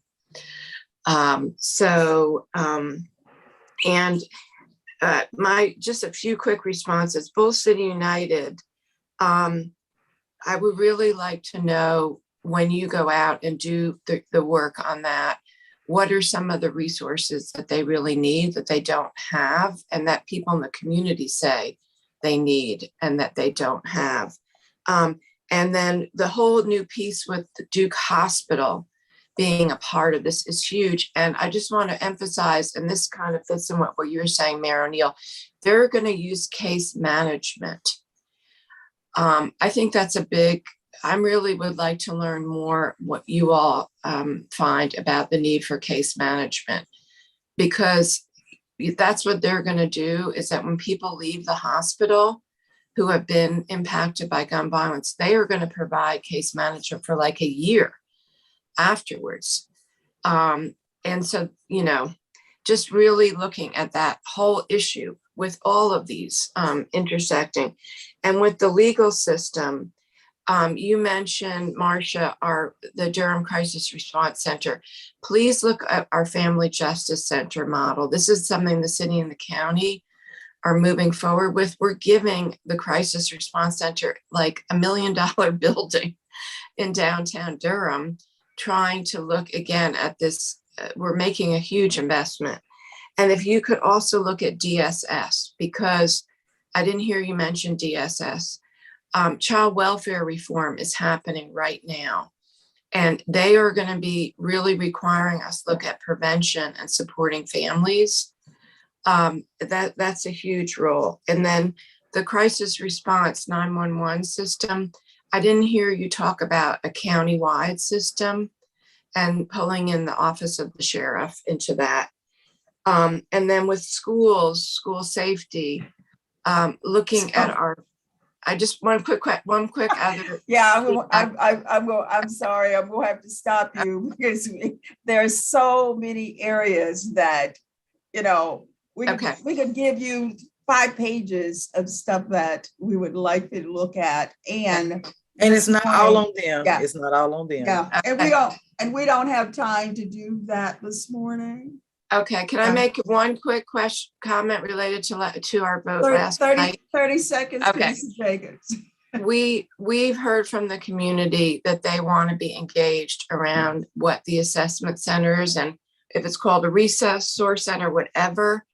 And if you all could really help working with our staff on that, Jody Miller, our general manager over safety, and other general managers and our staff on that, and also related to programming. So Commissioner Jacobs, that's a conversation you haven't had with the board. So can you just hang on to that for a minute? Sure, absolutely. Allow a conversation with our board rather than taking it out. Sure. Thank you. Milton. Thank you, ma'am. Good morning. Can everybody hear me? Yes. Very quickly, in the interest of time. First, I want to fully associate myself with the mayor's call for an ecosystem, and I fully pledge to work with her in partnership with that in voice and vote.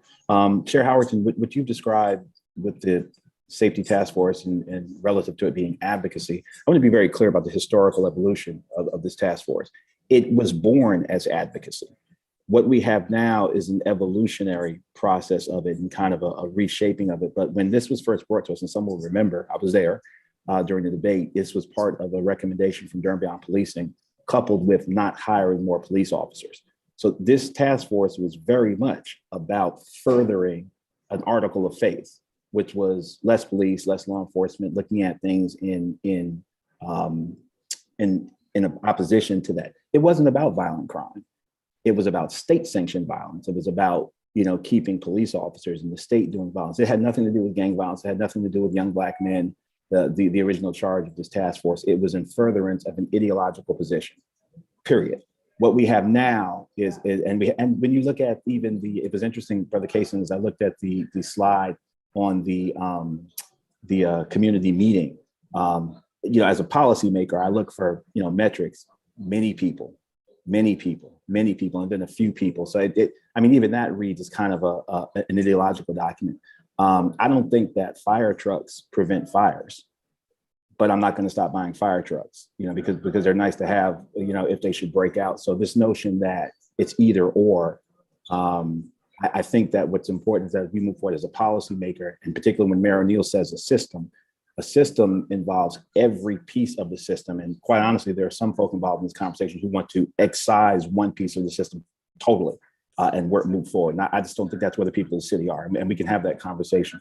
So I just wanted to say, Chair Howerton, it may not supposed to be advocacy now, but it was born in advocacy. This was purely an advocacy move when this task force was first recommended. I did want to say that Sister Pierce, with respect to Bull City United, real quickly as we move forward, and when you have asked for the additional ask for the city, and I'm going to continue to thank my colleagues in the council for stepping up and funding the expansion of Bull City United. The most successful iterations of the cure violence model that I've seen around the country are ones that have been robustly connected to the wraparound services, not just freestanding itself, but I'm glad Duke is coming on.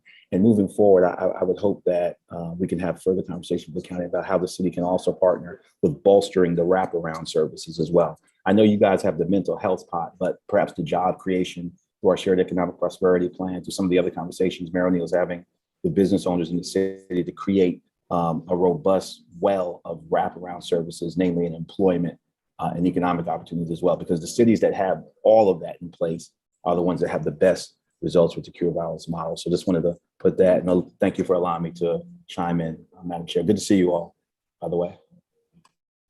Thank you. What all this says is we got a lot to do, y'all. We got a lot of work to do.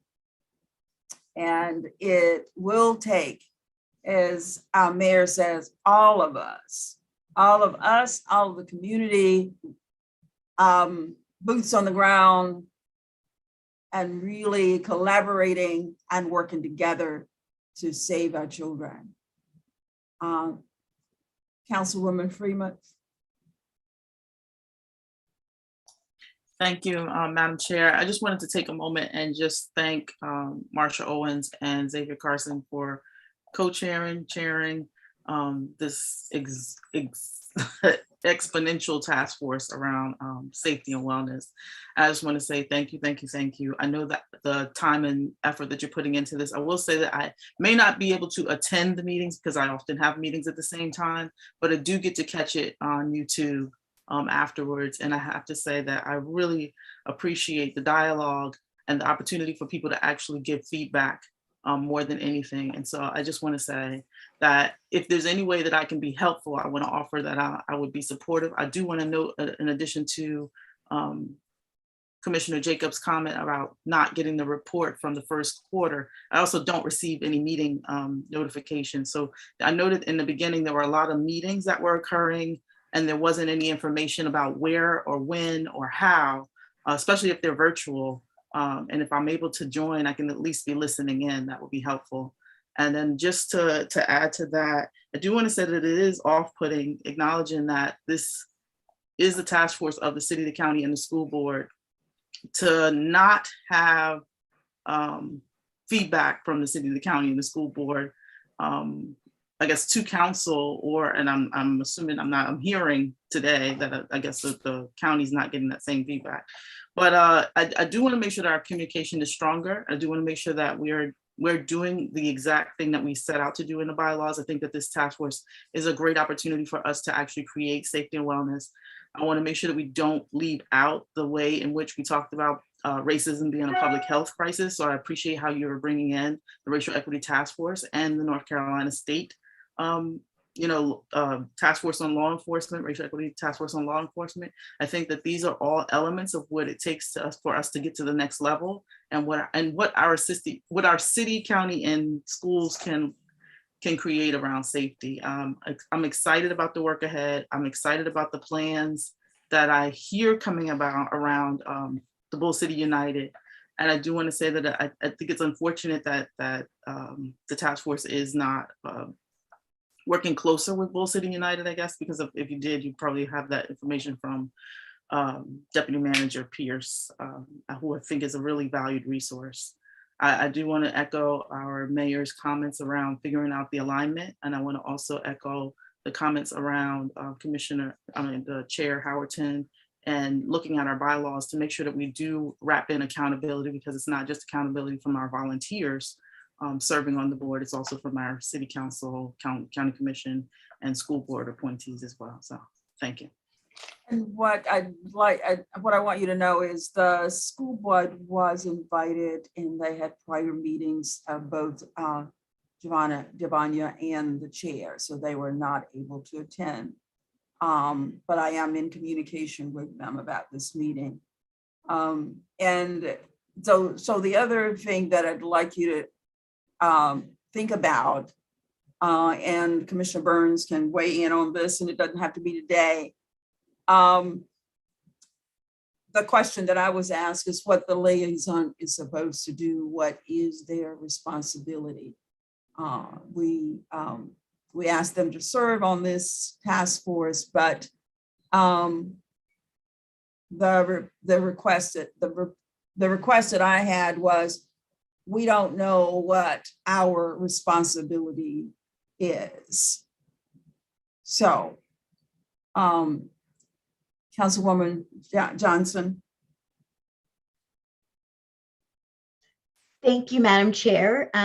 Just wanted to appreciate Marsha and Xavier for their work on this project and for this report. I really appreciated reading through and hearing all the details of what all of the what the roundtables are doing. I try to attend all of the regular meetings of the task force, but the roundtables are meeting all the time and doing a lot of really incredible work. So just wanted to appreciate y'all and all of your members. It's really exciting that you've been able to pull in folks who aren't even task force members, but just community members who are so dedicated to this work that they're willing to go to these committee meetings and share their expertise and their ideas with us.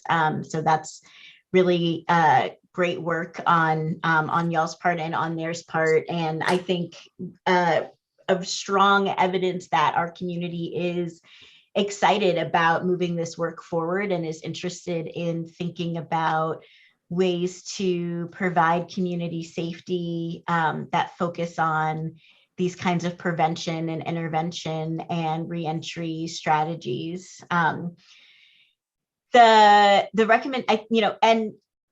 think the bylaws are very clear in what the task force charge is there, which is to bring us recommendations. The boards then take those recommendations and we will debate and discuss and figure out what we do with them. But I think that they are doing what we ask them to do, which is bring us recommendations that focus on ways that we can improve safety in our community without always relying on an enforcement mechanism or a carceral mechanism, but by looking at prevention.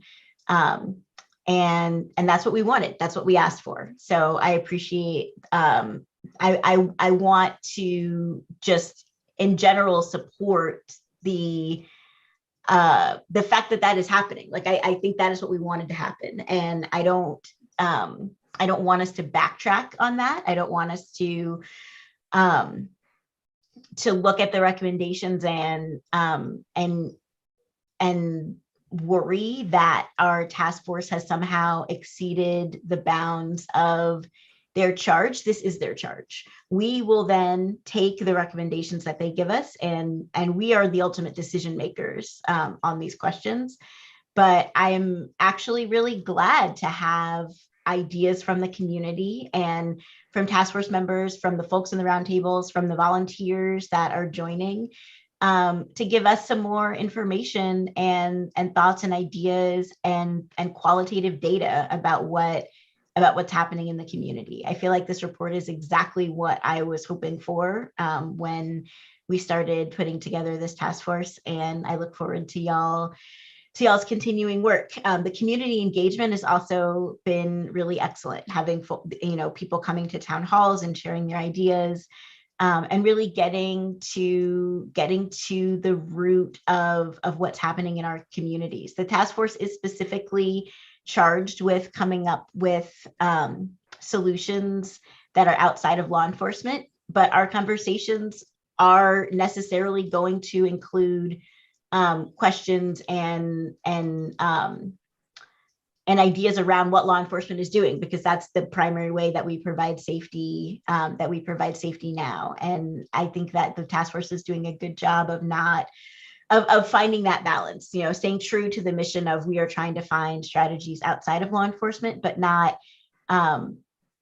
ignoring the fact that law enforcement is the main way that we are doing this work now, and asking people questions that reflect that and getting answers that reflect that, right? The work to study programs in other cities is also really great. There are a number of cities that are doing this work now, and I think we can learn a lot from them, and they can learn a lot from us in terms of doing this in kind of a cohort model, particularly around the 911 response work. There are a number of cities who have started diverting some of their 911 calls to unarmed responders. And as we, as that cohort of cities advances this work, it'll be great to learn from them, and for them to learn from us. I'm just an alternate liaison with a strong interest, so I don't I don't know that I was ever I don't think I can answer the question, provide any insight to the question of what the liaison's role is. I think in most of our boards, at least on the city side, there isn't like a clear process for liaisons to be engaging with engaging back with the council. It's not like and at every meeting the liaisons give a report on what's been happening in their boards and commissions, right? So I think if we wanted something like that, I think it would be great to have something like that. I think it would take a little bit of work to figure out what we really want the liaisons to be doing. In general, I just answer questions for the board members and then answer about the council and answer questions for the council members about the board, but there's never been any sort of like formal system. I think that could be a really great idea, but we don't, at least on the city side, we don't have a model for that. But it's, if we wanted it, I think it would definitely improve communication between council and all of our boards and commissions, and would be happy to work on something like that if people feel like, for this in particular, this work, is so urgent, and so there's a lot of scrutiny and a lot of attention on it. If we wanted to have that communication for this specific work, I think that that would make sense. But in general, I just want to express that I have that I feel very appreciative of the people who are doing this work and of the recommendations. And I hope that our boards will take them seriously and take them under serious consideration. We are all doing really hard work. We are all doing our best. Our jobs are not easy. And I think it's natural for us to feel protective about the work that we're already doing, or feel defensive of our organizations when people criticize them. But this is what we've asked for. We've asked for critique. We've asked for recommendations.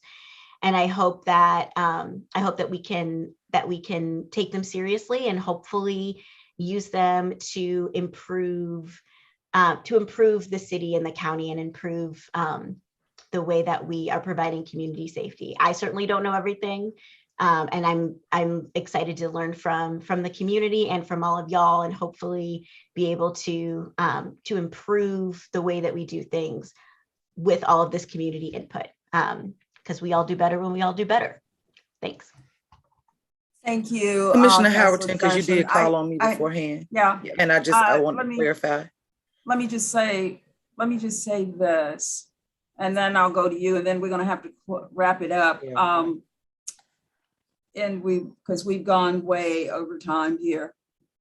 The thing that I really want this committee to think about is that recommendations is what this task force is tasked with.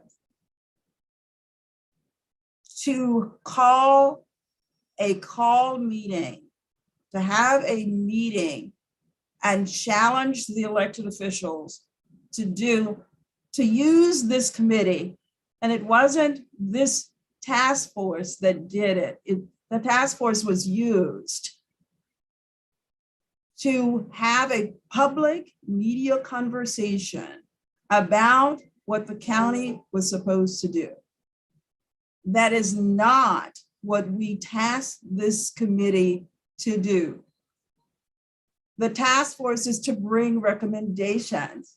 We have lots of task force, we have lots of committees to bring recommendations so that we hear the voices of the community, not as a public media. And that is what I'm asking this board this committee to pay attention to. We want to hear the task force. We appreciate their work.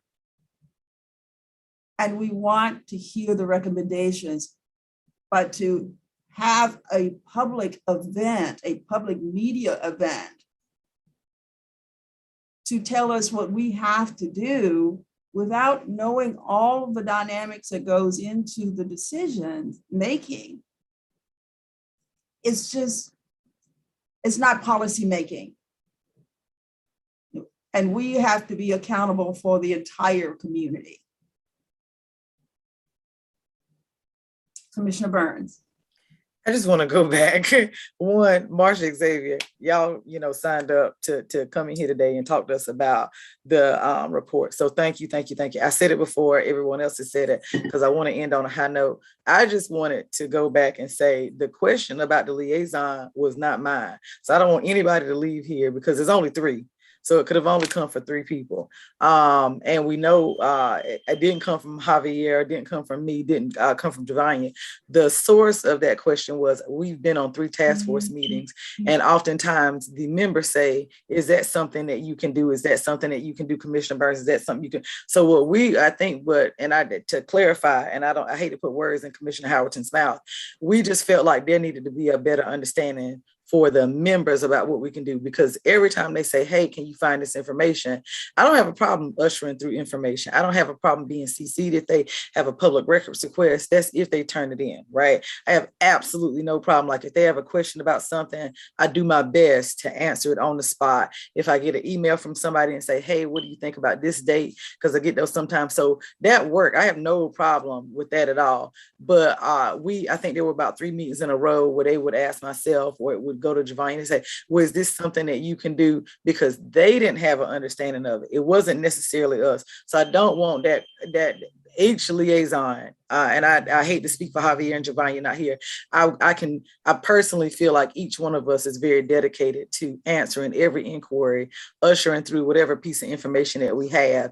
And then too, I can think when we go back to our meetings, I can think Commissioner Jacobs and Commissioner Long have asked during working session, well, what's the update on this? Or if they ask us to put things on our website, GM Craig Ray is not on here. We do a great job. If they ask us to promote things, we put it on every bit of social media we have. We try to keep it on our calendar. So I don't think that was the issue. So I do want to clarify that. And yes, we opened ourselves up to criticism and critique. We did not open ourselves up to misinformation campaigns. We know that criticism and critique is what helps us cultivate a better product for all of Durham's residents. So we're here for the criticism and the critique. So I don't want anybody to leave here thinking that anybody's feelings are hurt. That is not what this is. Bring the pain, bring the noise. That's what we all signed up for. We just want to make sure that everybody is doing their part to share the best information as humanly possible, and that we all learn from this experience. And I hope Marcia and and Xavier, that you all please know that you are loved, and we know that this is a labor of love, and I hope that the meetings go better than this next time. So that was all I want to throw out. Thank you, Commissioner Burns. Again, thank you, Marcia and Xavier. And we do appreciate all the work that you're doing, and that the information that you shared with us clearly goes far and beyond volunteer work. You're doing more than what you would consider volunteer work. We appreciate that. And commissioners, council, and staff, we are way past our time. It's 11 o'clock. One of the items, the number 5 has been asked to be rescheduled for another time. The Durham Children Initiative update. We have that on the agenda. If you want to, I know we're supposed to end at 11. Can we take 30 minutes and go over to hear from our Durham Children Initiative? Is that okay with everybody? Okay. All right. I see Kate, you want to go ahead and take it? Yes, thank you so much.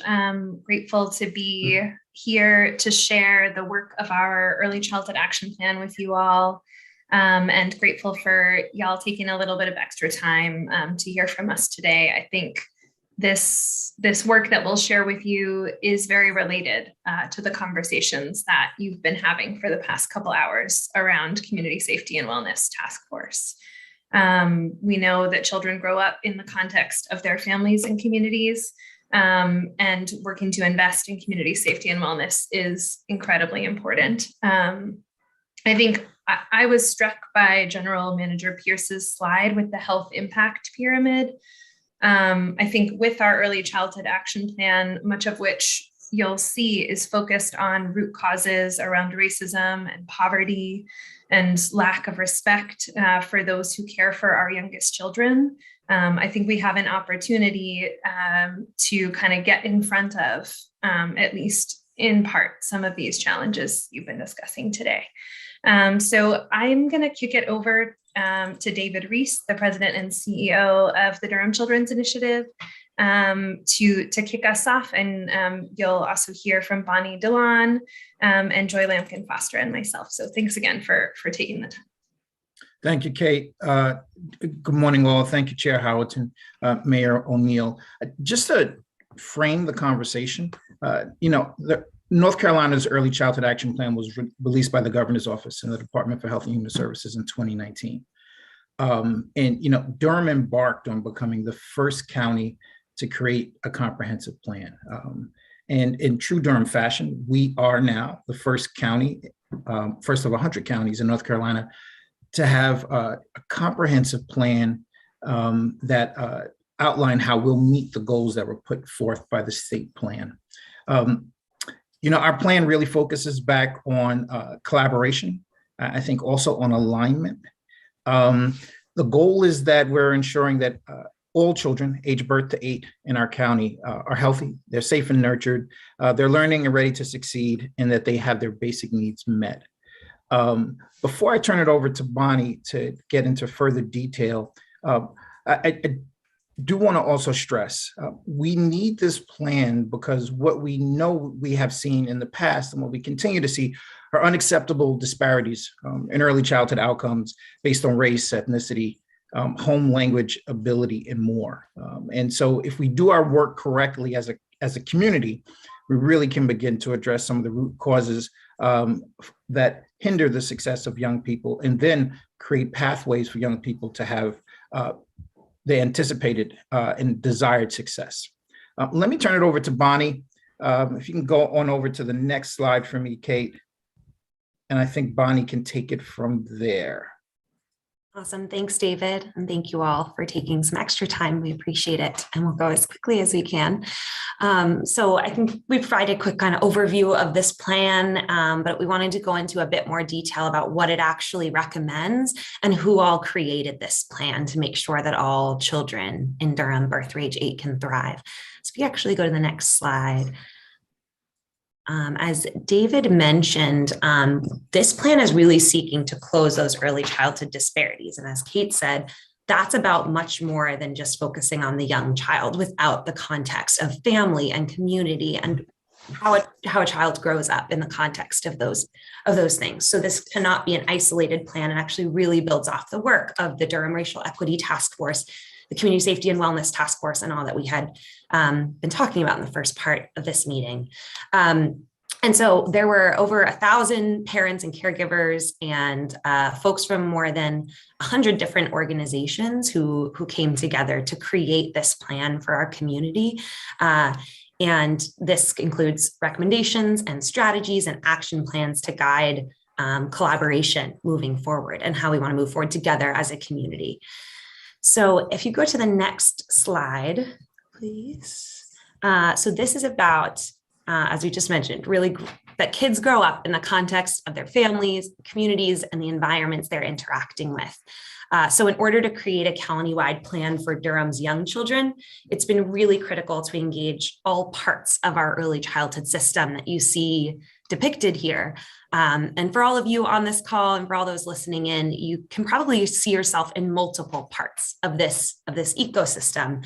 You may be working for bigger institutions of the county or city, but may also be a parent of a young child yourself, or a grandparent, or a part of a community collectively supporting children. I think we can all fit in somewhere here. So everyone has a role to play in making Durham the best place possible for our youngest residents.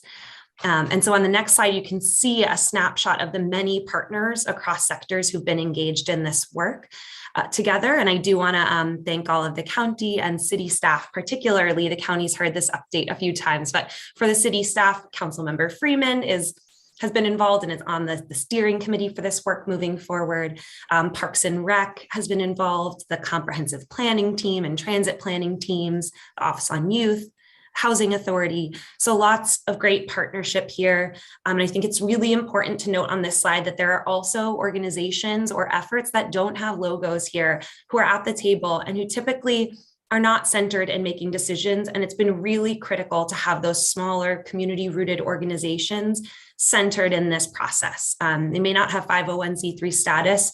They are closest to communities most impacted, and having folks with lived experience at the table and centering that wisdom in decision-making, not just in input, has been really critical. And I will actually pass it to Joy Lampkin Foster to share a bit more about that.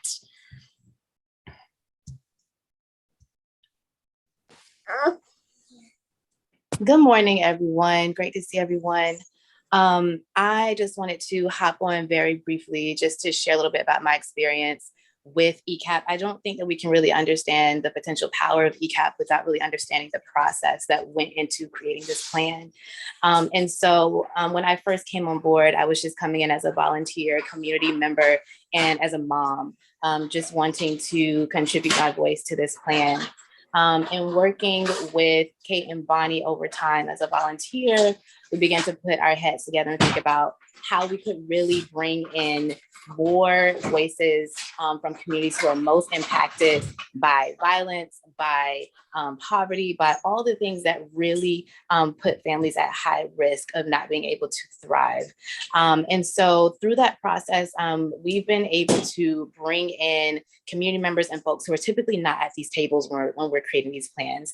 These are Black and Brown parents, like Bonnie already mentioned, people who may not have 501c3s, but have a voice and really have a high stake in whether or not we are doing everything that we can to make sure that all children across Durham can thrive. And so just wanted to really point that out. This is not a perfect plan. I really think we need to look at this as a living, breathing document that will need to constantly evolve. We will need to constantly check in and make sure that this plan is actually reflecting our values as we evolve, as we continue to evolve as humans and as leaders. Make sure that this plan reflects our values. But I will say that we really, I think, leaned into equity in a way that maybe has not been done before here in Durham when it came to creating this plan. We did not just leave this in the hands of the typical institutions to put together a plan for those who are most impacted by violence, by poverty, by things of that nature. And so we are now in a phase of creating a steering committee where we're bringing together voices from across Durham. This steering committee is made up of primarily Black and Brown folks. And I think that needs to be highlighted and noted because again, we need to keep centering the voices of those who are most impacted. Again, children grow up in the context of their families and in the context of their communities. And then the last thing that I just want to say is I do think that we need to continue figuring out how we can also make sure that our children's voices are heard. As adults, I know that we think that we speak on behalf of children, and we do. We are their biggest advocates when they cannot speak for themselves. But I also want to see us continue to evolve and think about how we literally look at how we bring in our children and our youth voices. We all know that there was a big tragedy yesterday, and I want to hear from the youth about what they think needs to be done when it comes to early childhood. They are our leaders. They are our future leaders, but also our current leaders as well. That's all I really wanted to say at this time. I'm going to kick it back to Bonnie. Thank you, Joy. I think what you shared is so incredibly important. And on the next slide, it just shows kind of the visual of the breakdown of how we've shifted this process over time and been really intentional in listening to the parents and community leaders who are engaged in this process and really thinking about how we shifted over time. And so you can kind of see that now we're at this place where we have a steering committee who is making decisions about implementation and how we move forward with these recommendations and strategies that parents and early childhood providers partnered together to create. And so now that steering committee is majority parents, frontline early childhood providers like birth doulas and early childhood educators and community-rooted leaders. All right, next slide just is a quick overview of the plan contents. I don't see a chat in this Zoom. I was going to drop in a link to our website, but we have a website for the Early Childhood Action Plan, and it kind of, you can see that the plan consists of our process, our vision, overviews of the different parts of our system, maternal and child health, early care and education, basic needs and more. And then there's recommendations. There's 21 recommendations and about 3 strategies within each one and action plans. And our steering committee is helping us prioritize those recommendations to get going on them. So on the next slide, overall, you can see the 21 recommendations, what they seek to do. They seek to, first of all, value the voices and experiences of families in our community as experts. Also creating a system of early childhood services and ways to connect parents and families that's available to all. But then also addressing the root causes that are at the crux of the challenges that families are facing. And then knowing that families are facing trauma while we work on root causes, ensuring there's a set of culturally affirming, anti-racist, accessible supports to address family stress. And also a big part of this has been changing mental models. And we call this mental models, but it's really just mindsets about how resources flow, who has expertise, who makes decisions, so that those mental models are really what's preventing true systems change from happening. And then also breaking down the silos so that we can all be working together with the same goal in mind, which is about our kids. So I'll pass it to Kate to share an overview of the detailed recommendations and what's probably of most interest to the city at this point. Thank you so much, Bonnie and Joy and David. If you could go to the next slide, please, Monica. We share this slide not out of a desire for you all to read it, because it is not possible to read on a screen in this way, but it's mainly to make the point that our work together with community members, with parents, with nonprofits, with systems leaders, with community-rooted leaders resulted in 21 recommendations that relate to each sort of individual system within our broader early childhood ecosystem, but also there are a number of recommendations that kind of go across and relate to how we do our work, not the work we're doing, but how we're doing it. And in the plan, which I will make sure everyone gets by email after this meeting, there's a website where you can actually click through and read the kind of context about these recommendations and the strategies that are associated with each. Next slide, please. On that website, there are also action plans.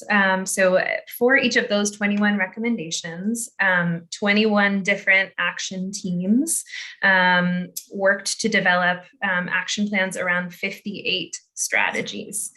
So again, this was a planning process that we felt should be kind of necessarily broad, because as we made the point earlier, it's not just about the young child, but it's about all of those different layers of the ecosystem. And we didn't feel like we could stay super narrow. So those action plans have context, action steps, potential partners, how we might measure progress, and what work we'll be building off of. And you can also see here that each of the sections of the plan has a video with either Joy or the other member of our action planning team, our ECAP support team, Umberto, talking through the different sections of the plan and kind of what's in them. So there's multiple ways to navigate this website. You can do deep reading of the detailed plans, or you can kind of watch the video and everything in between.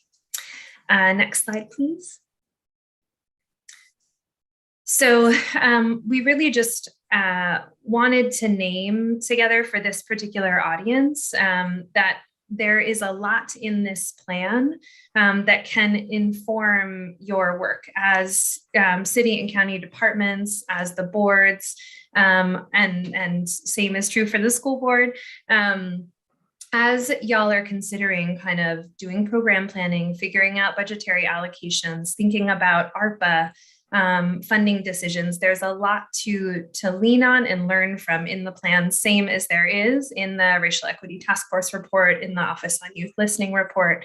And we are available to support you to understand alignment between what's been submitted through the city process or other ARPA processes. I'll just lift up that things were submitted through the ARPA process around strengthening maternal health, providing doula care, addressing diaper need, early literacy, anti-racist education, healthy identity development, family friend and neighbor care, family child care homes, cash assistance to bring more family economic security to families with our youngest children. So there's a lot of opportunity to use this plan to understand kind of really where our broad community of early childhood stakeholders is on what the priorities are for how to strengthen our early childhood systems. And we also worked with some city departments and again, learned from existing reports and are engaged with the comp planning process to talk about policy. So we are connected within the city and the county around what implementation of this plan might look like. But we just wanted to highlight for you all what a resource this plan is.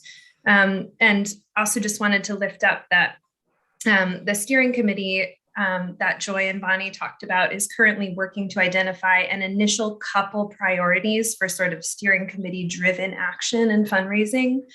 But in the interim, we've already been able to use this report to bring in more funding for both evidence-based and community-rooted supports in our community. We just received a large grant from Pediatrics Supporting Parents to fund kind of sort of systems change in the pediatric medical home and also scale funding for those evidence-based and community-rooted supports. And that funding opportunity utilizes a co-design process with parents of young children and with patients at the pediatric medical home, which I think for us is one of the most exciting pieces of this work, that we could leverage the plan to bring in more funding that parents of young children can help allocate and can actually make decisions about what that looks like versus just filling out a survey. So we're excited about this plan and we're grateful to be able to bring more information to you about it today. If you could go to the next slide, please, Monica. I just wanted to highlight, we've already done a presentation to the county and continue to share information about it. But also wanted to just kind of lift up that there are some specific strategies that really are directly linked to work that the city is engaged in and that the city would be a partner on.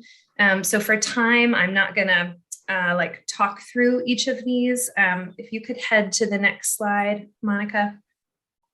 There are 2 slides in this presentation that kind of lift up what those strategies are and highlight parent voices or voices of childcare providers or other folks who were engaged in helping shape this plan. So you can kind of see more specifically what is in the plan and how the city might be able to support.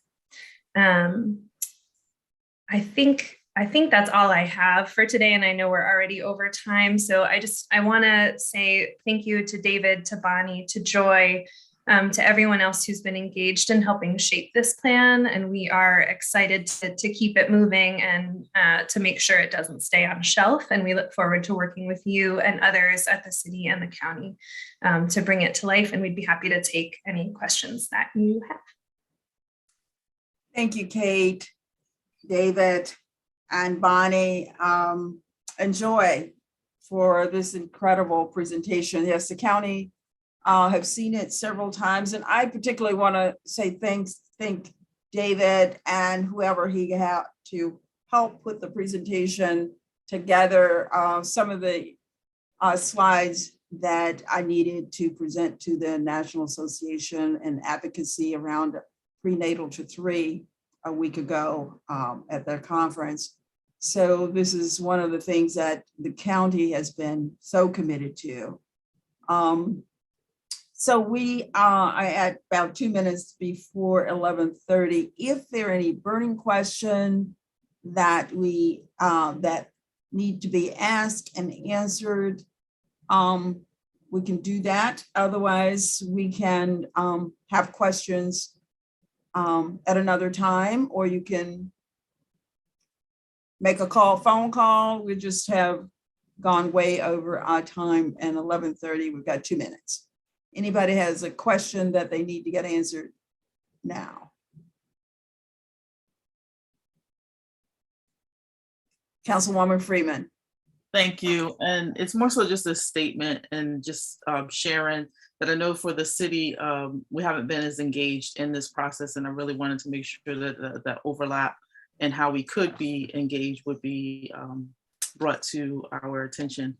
And I want to note for our staff, I would really love to get some feedback on the recommendations and the actual overlap that exists. And so that's about it. Thank you.